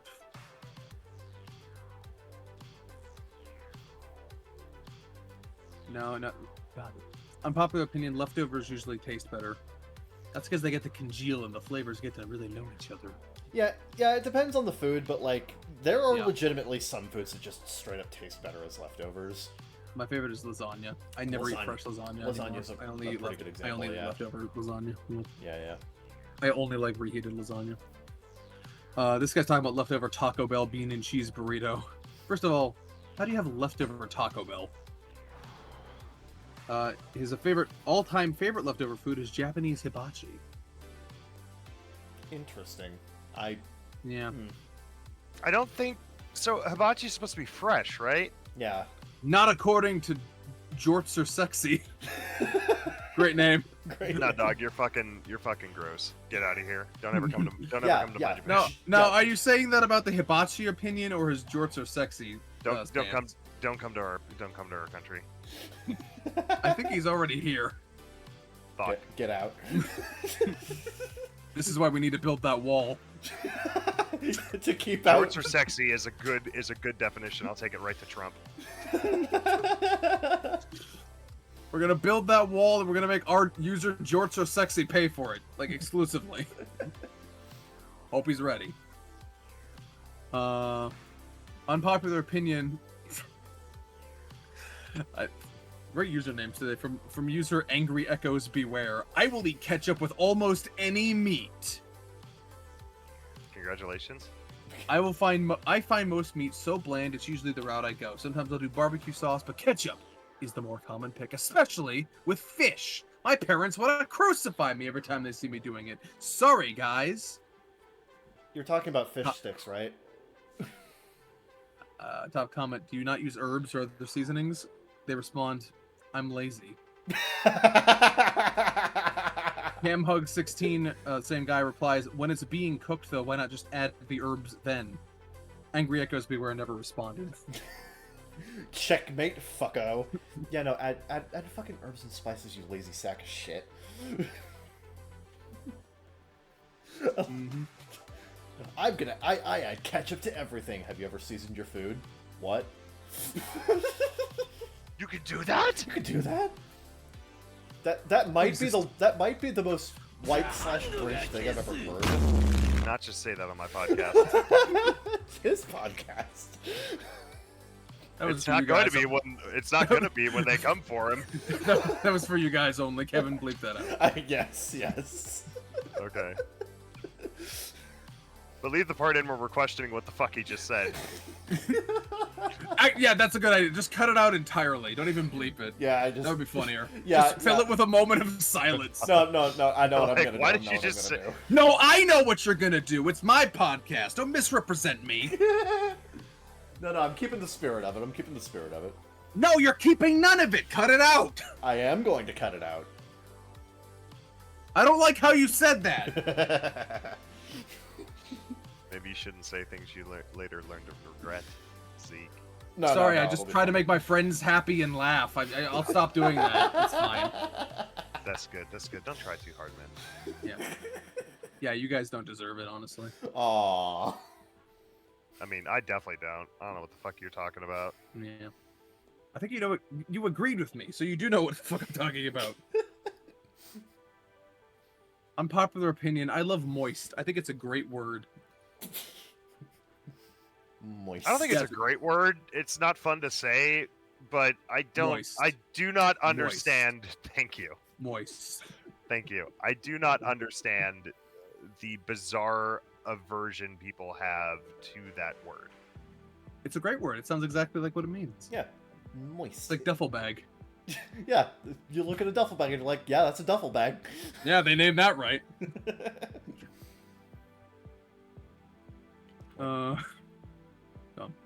Pencil. That's a pencil. Yeah. Unpopular opinion, yucking others' yum is far and away the worst bit of online slang to gain popularity. I'm not a fan of it personally.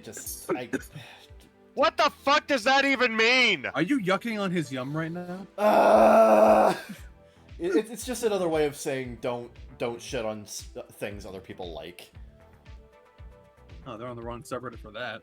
Yeah.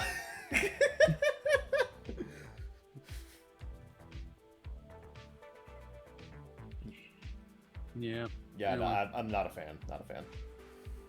Unpopular opinion, the blank, sterile, dead space design of new EVs, Teslas, etc., and new vehicles look ugly AF. I agree. Don't insult dead space like that. These vehicles don't have nearly enough ribbing to be dead space. Yes, agreed. Also agreed on that part. Mm-hmm. Yeah, no, they're horrific looking. They're some of the ugliest fucking things I've ever seen in my life. I like how in the Dead Space universe, all technology looks like a spine. Yeah, it's fucking awesome. Yeah, it's metal as shit. Fucking love Dead Space. That I've never played.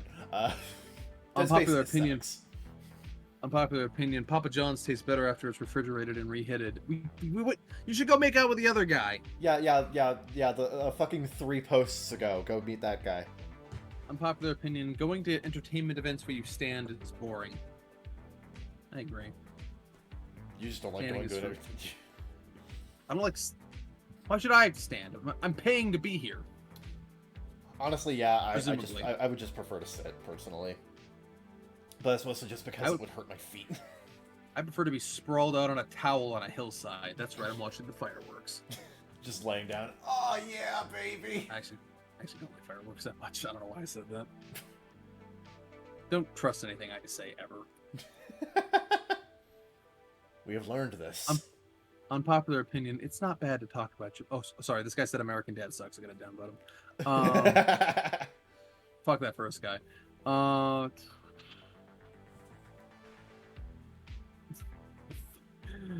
This headline is so aggressive, I have to read it.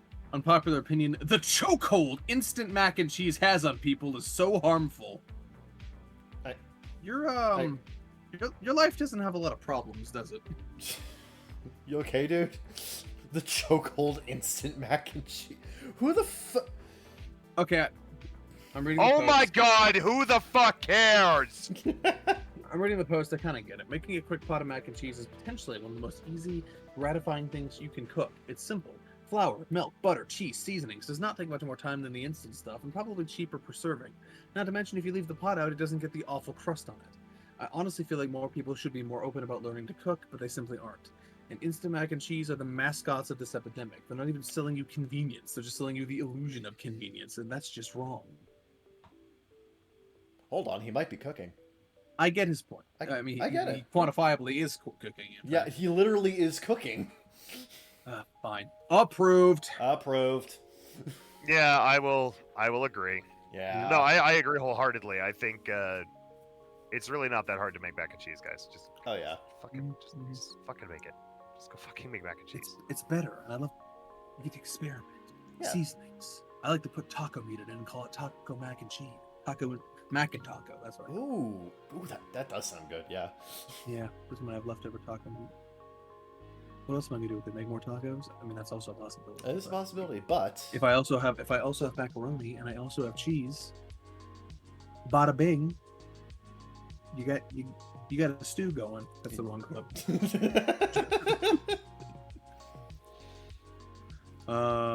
Unpopular opinion: celery is the worst vegetable. I think you could try it harder. Executes this man. Unpopular opinion: boiled egg and ketchup is a good combo. It's not a bad combo. It's not a bad combo. Is it worth making a Reddit post about? I mean, You run into a variety of boiled egg and ketchup haters out there. You felt the need to say this? right? Yeah, like egg and ketchup is actually a relatively common combination over in Japan, so like it's not that big of a deal. So, Idiot! yeah, What's your problem? it's not a fucking unpopular opinion. Get over yourself! Yeah. Anyway. Unpopular opinion: celebrities should only be allowed to endorse products they actually use. Good luck enforcing that. Yeah, good luck with that. God, I'm reminded of the report of Bill Cosby getting fed Jello pudding in prison, eating it and being like, "Oh my god, I used to shill for this." That's really funny. That's really funny. Yeah, he's like, "Oh god." Ugh. I'm not into the pudding pops. Yeah. Anyway, that's gonna do it. Honestly, thanks for listening to the Baka Gaijin Show. Thanks for listening to the Baka Gaijin Show, and also you're welcome for listening to the Baka Gaijin Show. We slaved over a hot podcast oven for your bemusement. Appreciate it. You know how you can appreciate it? Like, subscribe, comment, sweet kisses, sexy fan art at gmail.com. You know how it goes. Follow us on Twitter, at @SeaCreek, at SiegeCommanderK, at SaradinCedranor. Join our Discord server.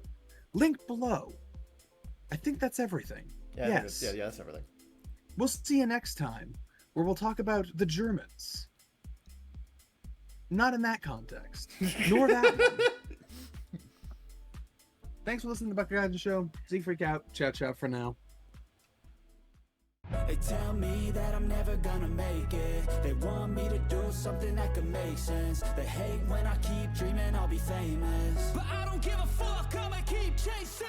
I got all this potential that's deep inside of me, but they hate when you're successful cause they try to be. They sit there being judgmental because you're trying things, and they just want you to settle and do the right thing. So get a good job, don't slack off. Wake up every morning, make a good impression on your boss. Don't do anything that I wouldn't do, and when you're making money, make sure you don't spend it too soon. Fuck that, I'll do what I wanna do. I got a different path from everyone, and that includes